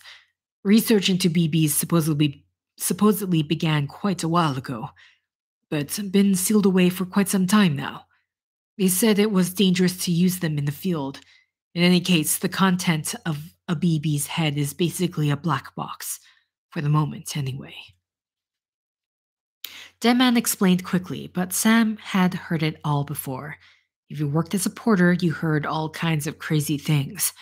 Sam had once heard that some separatist extremists had uncovered some long buried records held by a former government think tank and had cracked at reproducing BB technology themselves.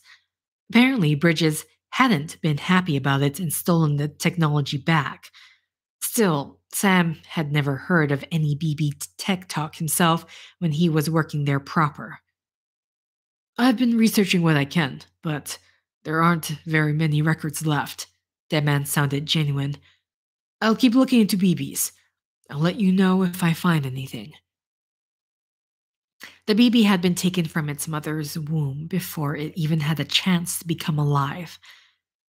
The man tried to ignore his own relationship to the dead. And Sam was a repatriate. There was something that linked the three of them. None of them were truly members of the living. Once Sam crossed over the hills, his view expanded and he could see the silhouette of something man-made in the distance. Sam had almost made it to Port Knot City on the banks of Ground Zero. The city was encircled by a wall that closed it off and discouraged contact with outsiders. Unlike him and the company he currently kept, the people residing within those walls were the real living. Sam let out a deep sigh and continued walking. Do I have any tea left? Okay. Port Knot City. It was just like a space station.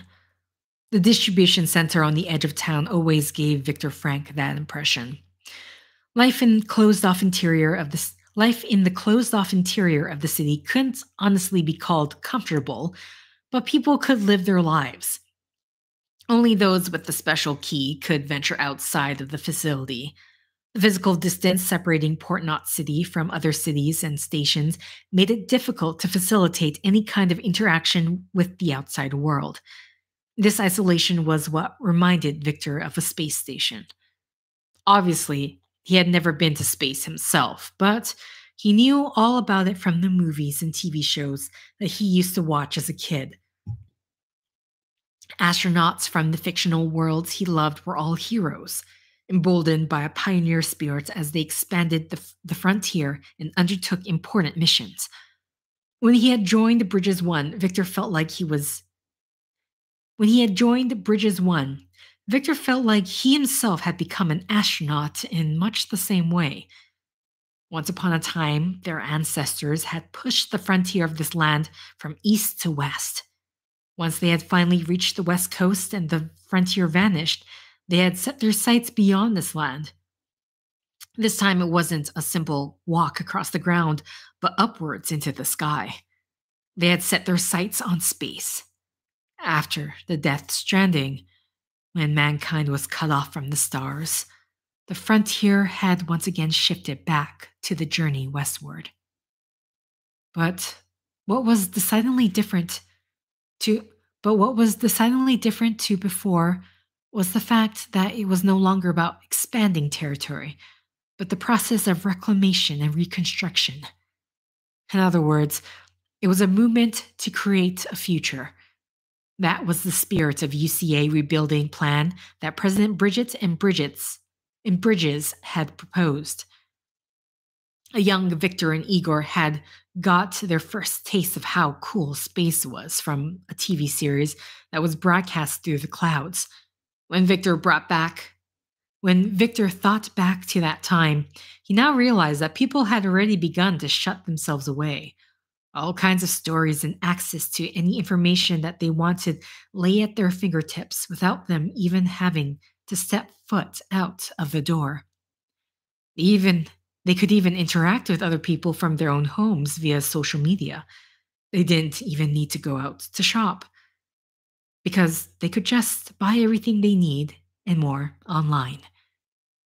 But the Death Stranding destroyed all that. Compared to before, humans were now confined to the limits of their bodies. Hands that had previously been able to reach out digitally and connect with others across the great distance could now only connect in person. To travel, they could only go as far as their legs could carry them. The only thing that would be able to resurrect these decaying bodies that could no longer move was spirit. The plan to rebuild the UCA was going to enable this, but until the chiral network that would once again transcend the physical limitations of an emasculated mankind was brought online, it was the porters who were responsible for keeping this wasteland connected. The porter system may have been small and fragile, and could only offer arms and legs that looked like they might snap at any moment, but it was also a life support system that prevented those who couldn't move on their own from simply decaying into nothing. The bear-like man who had saved Victor and his brother had been a porter for one of the companies in America. Becoming a member of Bridges and being entrusted to carry part of the American spirit had reignited the dreams of the brothers' youth and had allowed them to reconnect some of the lives that had been severed. The electronic beeps of the monitor interrupted Victor's train of thought. The distribution center's sensors alerted him to the fact that someone had entered the vicinity, but it wasn't a warning sign. Its tone was far more welcoming and forgiving of this intrusion. A porter from Bridges was here. The monitor displayed the porter's attributes. His name was Sam Porter Bridges. He belonged to... Victor couldn't believe what he was seeing. He was with Bridges too. They had only sent one person. How could they be so stupid? Either that, or the second expedition had dwindled down to the very last man on its way here. That would mean they had been all but wiped out before they had even reached the halfway point, and the plan to rebuild America was in dire straits. And what about Igor? As Victor worried, Sam Bridges passed through the entrance to the center and activated the delivery terminal. Now he was unloading his cargo bag by bag into the collection area. As Victor looked at the total weight of the cargo on the monitor in the basement, he couldn't believe that a single porter had managed to carry it all. It included hard-to-get construction materials, medicine, and frozen sperm and eggs. All of it was essential aid to maintain the city. As Victor checked the inspection results, he noticed some cargo that he wasn't familiar with. The screen displayed the name Anti-BT Weaponry. He had never heard of anything like that. Going by the name, he supposed it must be some kind of weapon that was effective against BTs. He had no idea that they were even developing anything like that. He would have to ask either Sam or HQ about it. Everything else he had heard of. Victor opened the line to the ground floor and saw a hologram of Sam on the screen in front of him. Simultaneously, Victor's hologram appeared in front of Sam. He cleared his throat in preparation for expressing his gratitude. The hologram of Sam looked like a ghoul. Most of the hair that he had gathered at the back of his head had come loose, and disheveled bangs hid half of his face. There was some gray hair mixed in with the brown now. His stubbled cheeks were streaked with gray too. His eyes were sunken, but there was an intelligence within them. Although he had different features, Sam reminded Victor of the porter who had saved him and Igor all those years ago. His blue uniform was dirty and dotted with what looked like bloodstains. If Victor hadn't been looking at a hologram, he probably would have smelled something akin to a wild beast. If this man was the sole survivor of the second expedition, then maybe a miracle could still happen. Victor had to hear what this man had to say. He bit his lip and stared back at the tattered Sam. "What's that?" Victor blurted without thinking. "What's what?" Sam appeared taken aback. Victor pointed at the BB pod on Sam's chest. Sam looked puzzled as he stared down at it. "That figure." Victor fumbled around in his pants pocket and pulled out a figure. He held it up in the air for Sam to see. It was the figure of Ludens, the astronaut. "Same as mine. Where the hell did you get it? Victor asked incredulously. Sam squinted and looked back and forth between Victor's ludens and the luden hanging off the pod. Yeah, I can't really say. But the little guy, he came with the pod, if you gotta know. And who'd you get the pod from? Victor pressed. Sam looked around awkwardly and frowned. Igor from Corpse Disposal, he answered eventually. My little brother. Victor noticed how Sam didn't say from the expedition. It must mean that Victor's little brother had died as a member. It must mean that Victor's little brother had died as a member of the corpse disposal team. He must have been caught up in the void out that wiped out Central Knot City. And now that the original second expedition had been destroyed, it had been reformed into the one-man expedition that was Sam Porter Bridges. I was there with him at the end. Sam began to speak slowly, as if he was choosing each word carefully. We were moving a body. Things went to shit. There were BTs everywhere, and one of them grabbed him. He put up a fight right until the end. He even tried to sacrifice himself first, so there was no void out. He told me to take it and run.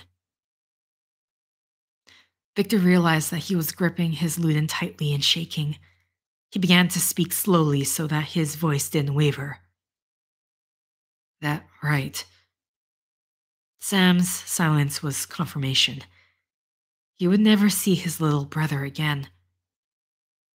I guess it can't be helped, Victor muttered as his trembling faded like it had been washed away by a wave. But it hadn't disappeared completely.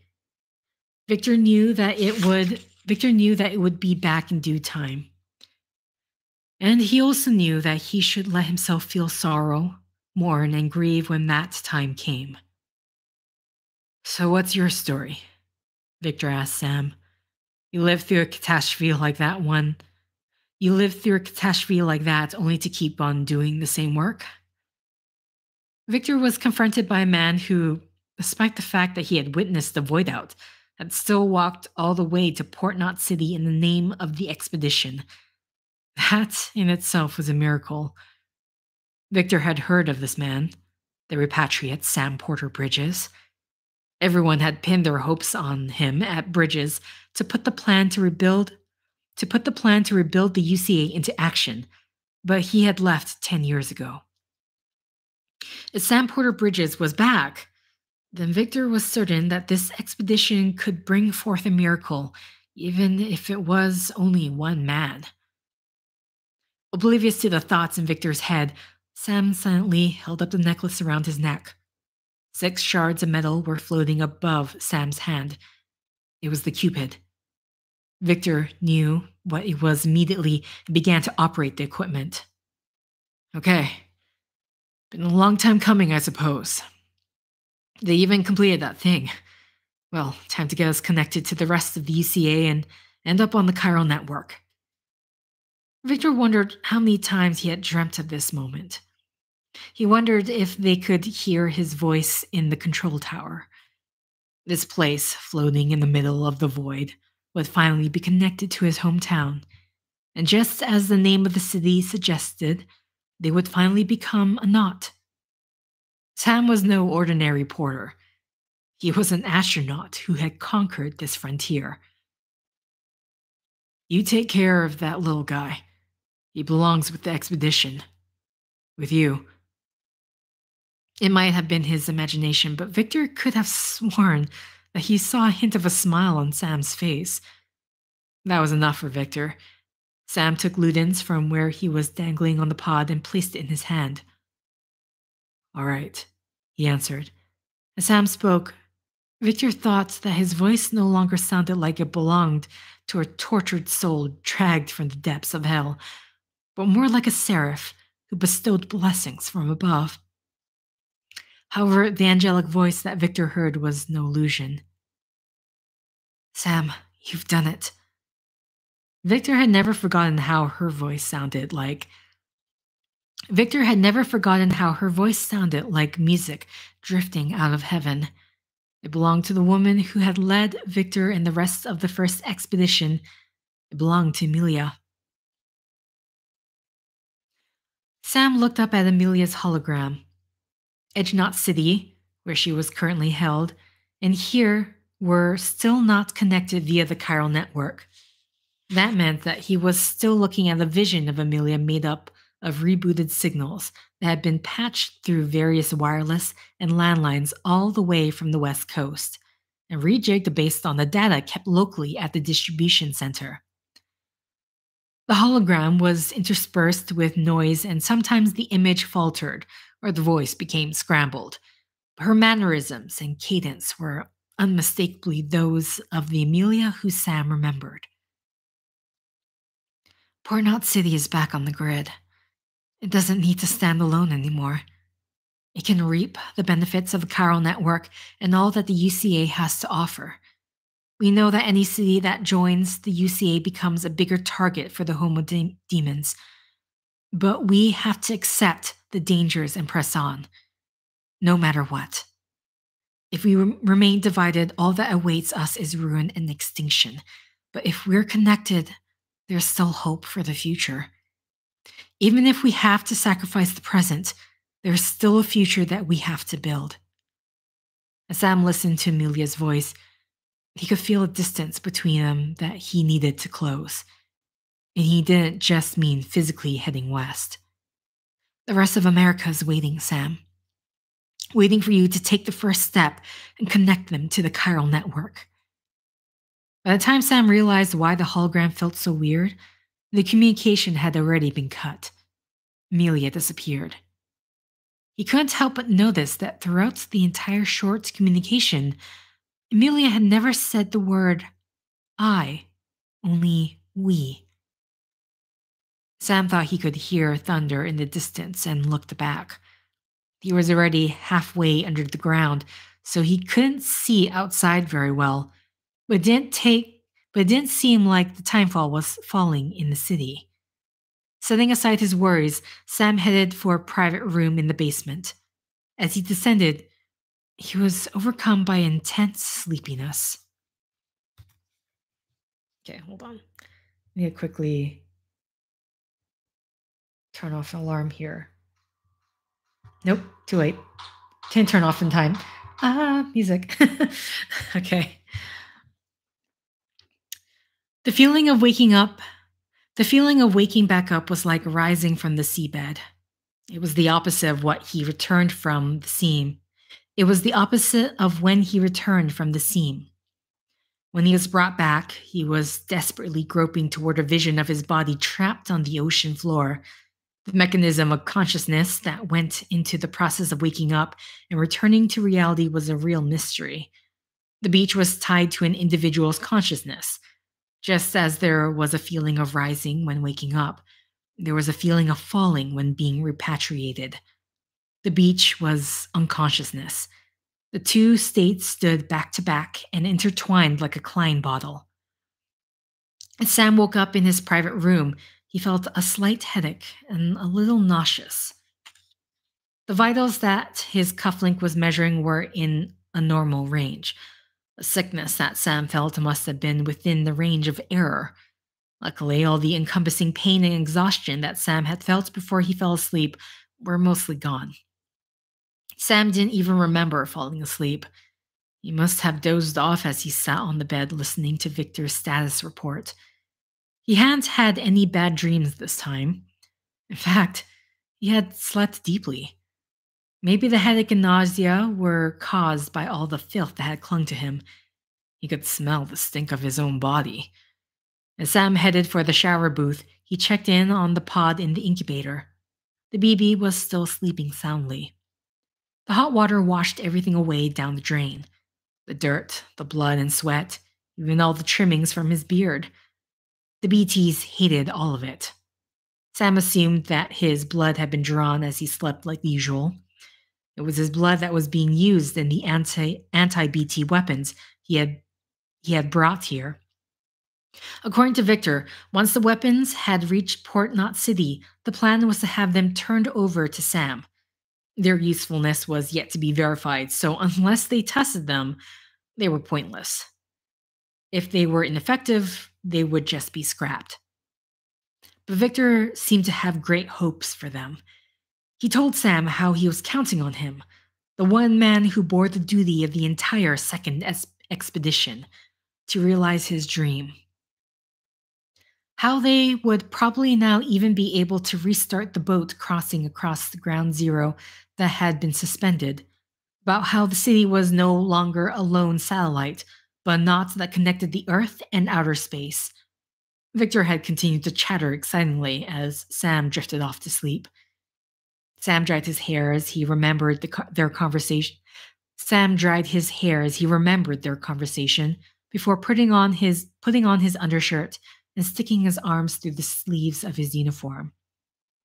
Sam felt much more positive about his journey when he felt like he had been entrusted with the dreams of people like Victor, rather than just burdened with Die Hardman's instructions.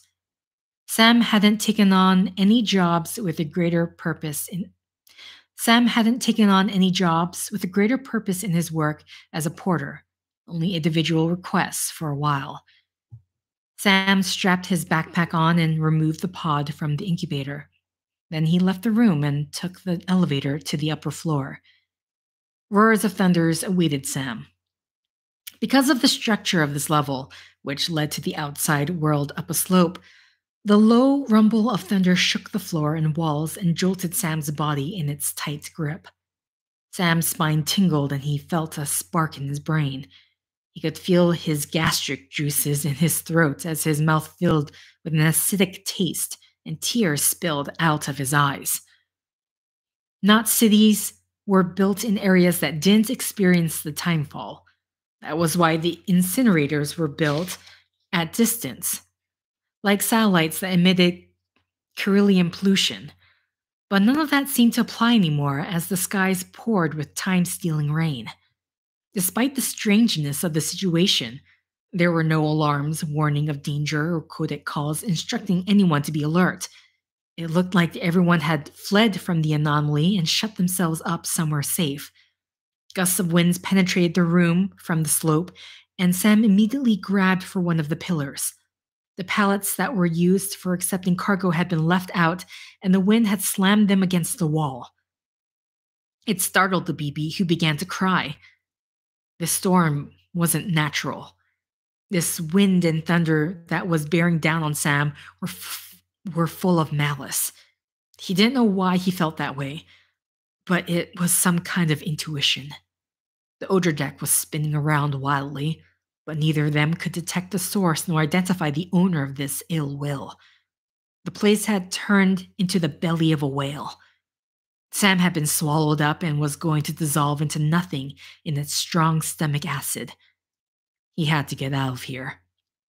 He stood his ground against the gale and inched his way up the slope. The BB was wailing. It was desperately trying to show Sam how scared it was. Sam cradled the pod with both arms when the BB flipped itself around, seemingly in response to something. The kid was angry and directed its hostilities at this mysterious source of malice. Sam ran up the hill as fast as he could. There was no one outside, just the howling wind and darkness. The lightning tore the black asunder. The air was filled with evil. The winds, the darkness, and the lightning all served it. When he raised his head, all he saw was a pitch-black sky. The clouds were undulating like a stormy sea. The waves bore flashes of lightning that felt like they were ricocheting and exploding within Sam's skull in the depths behind his eyes, and the world went red. It was sucking him up. Sam was engulfed and began to drown in the sky. He could see a rainbow. It was upside down, an upside-down bridge that linked this world and the next. The ocean parted together with the sky. Torrential rain poured forth. In an instant, the ground that had been pounded by the timefall transformed into a sticky, tar-like substance.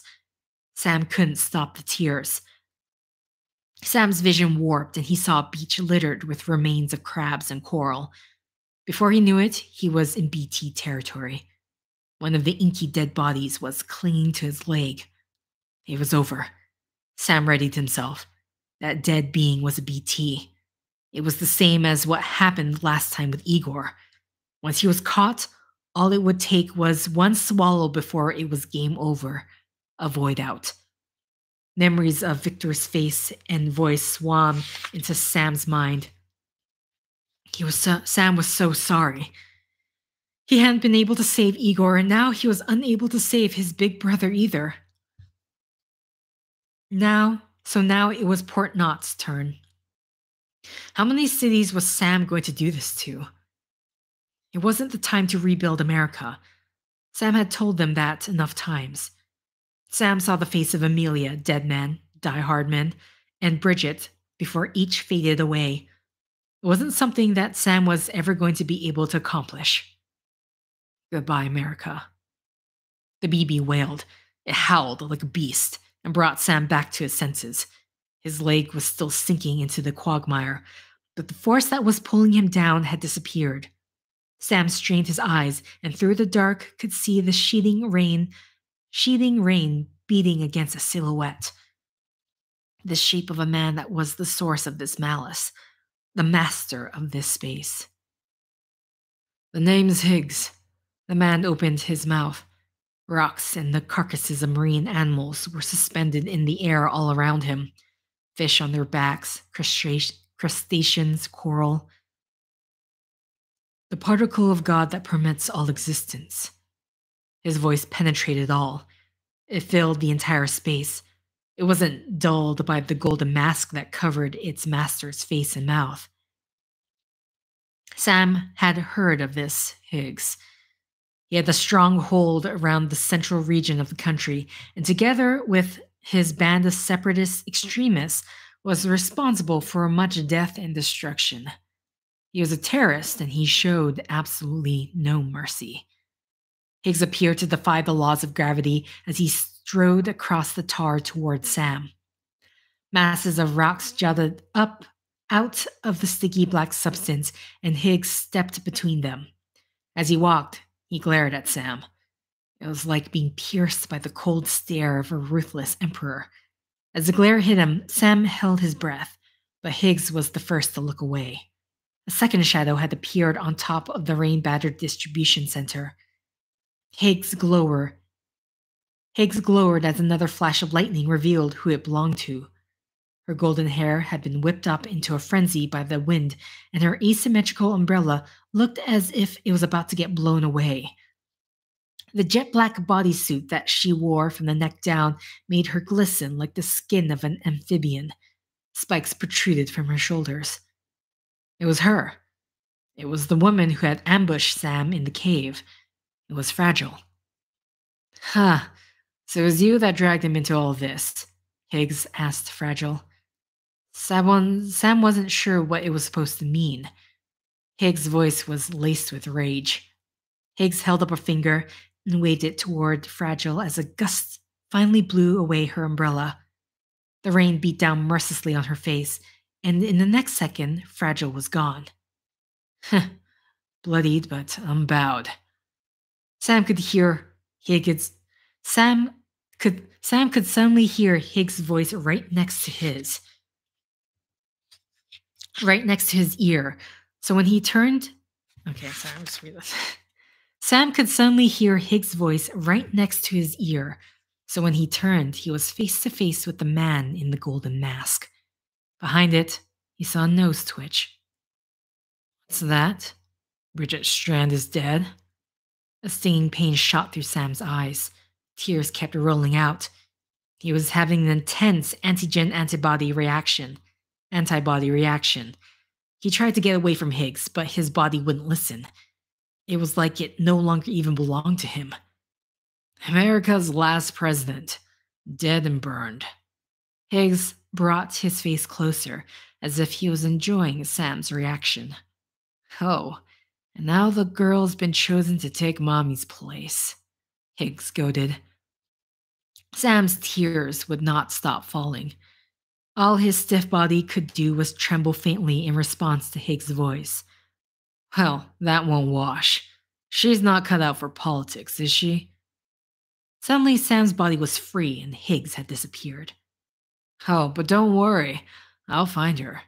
I'll keep her real safe. Higgs appeared in front of Sam. His mobility had once again been snatched away, and all he could do was bite his lip and glare at the golden mask. Higgs passed by Sam's shoulder, sneering at the state of him. You see, I've come to understand the truth of the Death Stranding. Oh, there's so much you people don't know, he snarled. Sam could hear Higgs' voice behind him, but he still couldn't move a muscle. The girl, for instance, she's not like you or me. Dooms ain't her thing. She's more into destruction on a worldwide scale. An extinction entity. An extinction entity? It was the first time Sam had ever heard such a term. Is that supposed to mean that she precipitates extinction? Those who carried out the most erratic and extreme acts of violence of all terrorists were known as deranged homo demons. Higgs was their leader. They thought and acted in the opposite way to however Homo sapiens would. Sam wondered if that really was how Higgs viewed Amelia. How ridiculous. Higgs was wrong. This was nothing more than one of the demon's delusions. Sam struggled with all his might to shake off what Higgs had just said. Higgs suddenly appeared back in front of Sam. He reached out with both hands clad in black gloves toward a motionless Sam. Flames erupted from Higgs' fingers and engulfed his entire hand. Oh, it's so hard to form connections and you can't shake hands. The flames blazed and burned bright through Higgs' gloves, but there was nothing underneath. There was nothing below Higgs' wrist. Fortunately, I've got a good connection to the other side. Higgs continued. The space was warped by an invisible force, and black particles burst forth from Higgs' wrist. The particles clumped together and knitted themselves into several cords. As Higgs let out a deep breath, the cords came to life and shot toward the surface of the tar. Now you're no bridge. When he pulled on the cords that had been swallowed up by the tar, the inky sea undulated like Higgs was tearing up some sort of carpet. The BB was sobbing and the odor deck was rotating so violently that it looked like it was going to take off. Sam felt the same fear the BB was experiencing and grew nauseous. But me? I'm bound to all of it. This world, that world, and our sweet little angel death.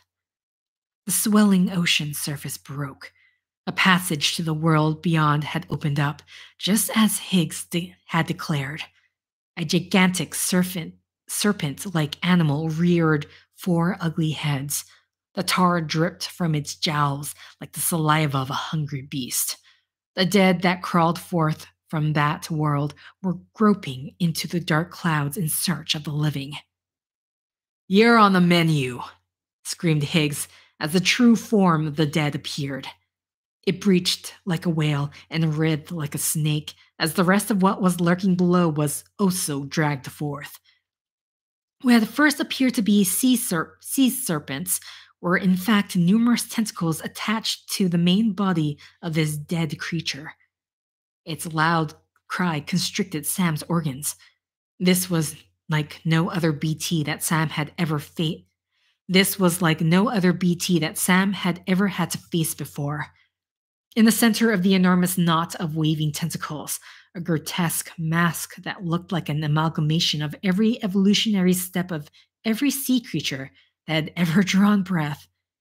Its hide was a tangle of scales, flagellum, and shells that squirmed unevenly. It was an abomination born from the imagination of demons that had no place on this earth. All it'll take is one itty-bitty void out to blow us all to kingdom come. As Higgs swung a hand down toward Sam, the ties that bound Sam came undone, and he could finally move again. Sam lunged forward, but a wave of tar loomed over him, forming a wall, and when it collapsed, Higgs was no longer anywhere to be seen. Instead, the monster's tentacle came plowing through the rain towards Sam. He stooped low to dodge, but was hit by another, square in the back, knocking him to the ground. A sharp pain ran up his spinal cord, like a flash of lightning. It felt like his blood was boiling. The BB cried out louder to warn Sam of the next danger. It took all of Sam's strength, but he managed to get up and dodge the incoming appendage. The BB's shrieks grew even more ear-piercing. Sam looked up, guided by its screams, to see the BT move in for the kill with sprays of black tar bursting forth all around it. Run! Sam heard the scream inside his head. The voice belonged to Igor, the man who had fought to his dying breath to protect Central Knot City. He had tried so desperately to avoid the void-out that he was willing to give his own life, never to join Bridges to, or see his big brother again. Or to see his big brother ever again. He had sacrificed all by attempting to save everyone else. The BB wasn't all that Sam had been entrusted with back then. It was now his duty to carry the dream that Igor never got to realize. Sam's gaze fell on the figure of Ludens hanging from the pod. He grabbed a grenade from his backpack. It was one of the anti-BT weapons he had been tasked to deliver. They still hadn't been tested, and no one was quite sure what effect they would have. As he released the safety device, a pain shot through his right wrist. The cufflink was biting into it. The needles built into the interior of the ring were pricking him all at once. As they sucked up his blood, the grenade changed color. It felt like he had an iron grip on his heart. It was going to rain Sam's blood down on the monster. It was going to hit the monster over the head with the very life force of a repatriate. It had to hurt somehow. Such faith was unfounded, but he knew it was the end for him if he didn't at least try. The monster's cries threatened to split Sam's eardrum as he turned and lobbed the grenade. There was a bang and a flash. The malice and bitterness of the dead descended into a wail. Destroying a BT meant severing whatever lingering attachment the wandering dead had to this world and sending them back to where they belonged. Sam knew this. This world was no place for them. The dead needed to be with the dead, just as the living belonged with the living. Sam had to unravel this entangled thread and restore the world to its natural order. But where did he belong? Sam would never die in the conventional sense. The aftershock of the explosion subsided, but the dead thing remained in this world. The BT howled. It sounded like the warped cries of children who couldn't find their way home. It seemed that the anti-BT weapons were nothing more than a theory after all. Nothing more than hope and delusions based on the peculiarity of repatriates. Sam's disappointment in the weapon mixed with the feeling of pity and sympathy for the BT. Sam's disappointment in the weapon mixed with the feelings of pity and sympathy for the BT. They were one and the same, both exiled from the place where they were supposed to be.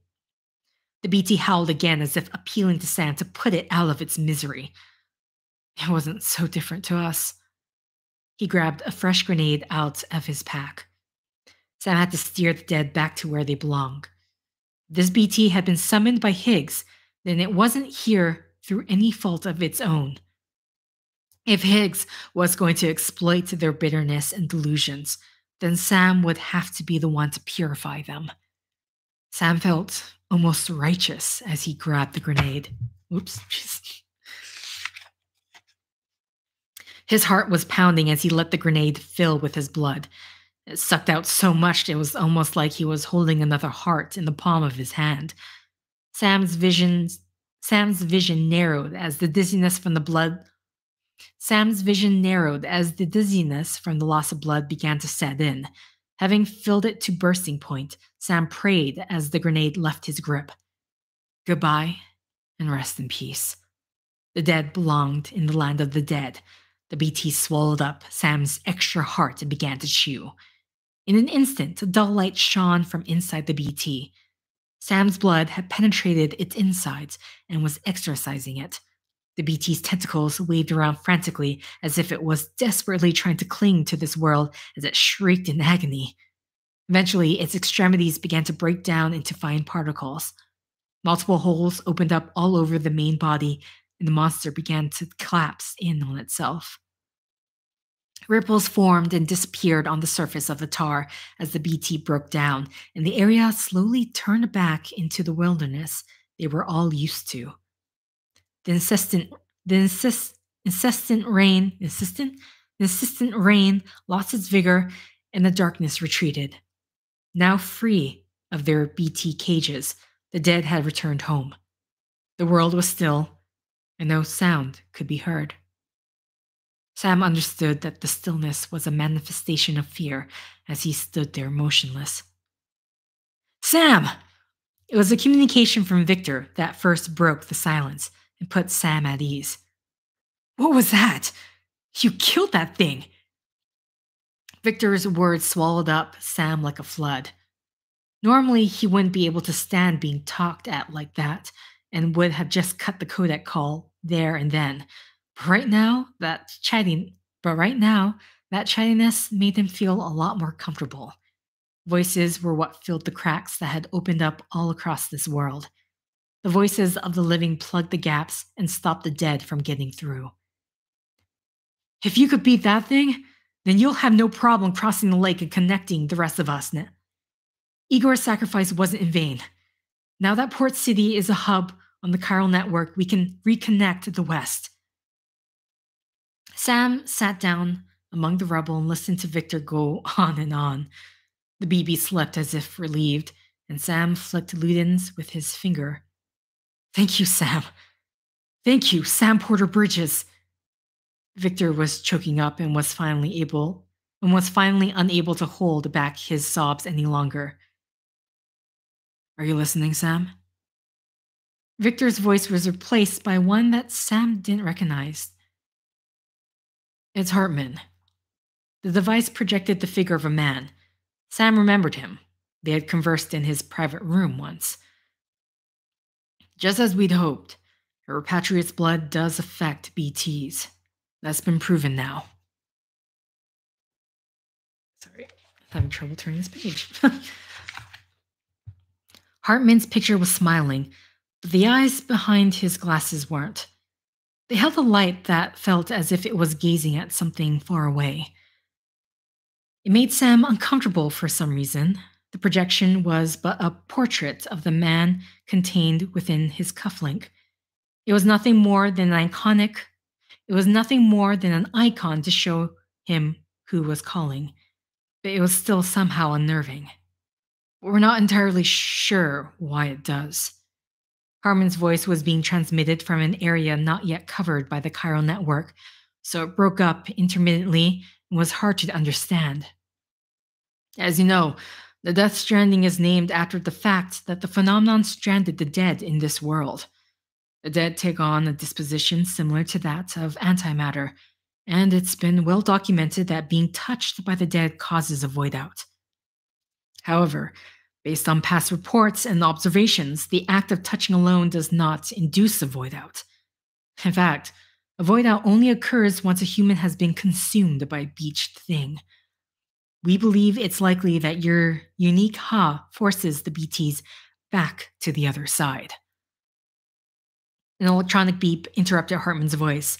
An electronic, almost artificial voice came soon after, but Sam couldn't hear what it said because of the static. Excuse me, Sam. I'm out of time. Let's pick this up again later. Hartman cut the call, with the same abruptness with which he started it. What the hell was all that about? Sam let out a deep sigh. Only then did he realize that his body ached all over. Oh my god, I made it to the end of the episode. Okay. Oh my god, I can't believe it was that long. Almost 3 hours.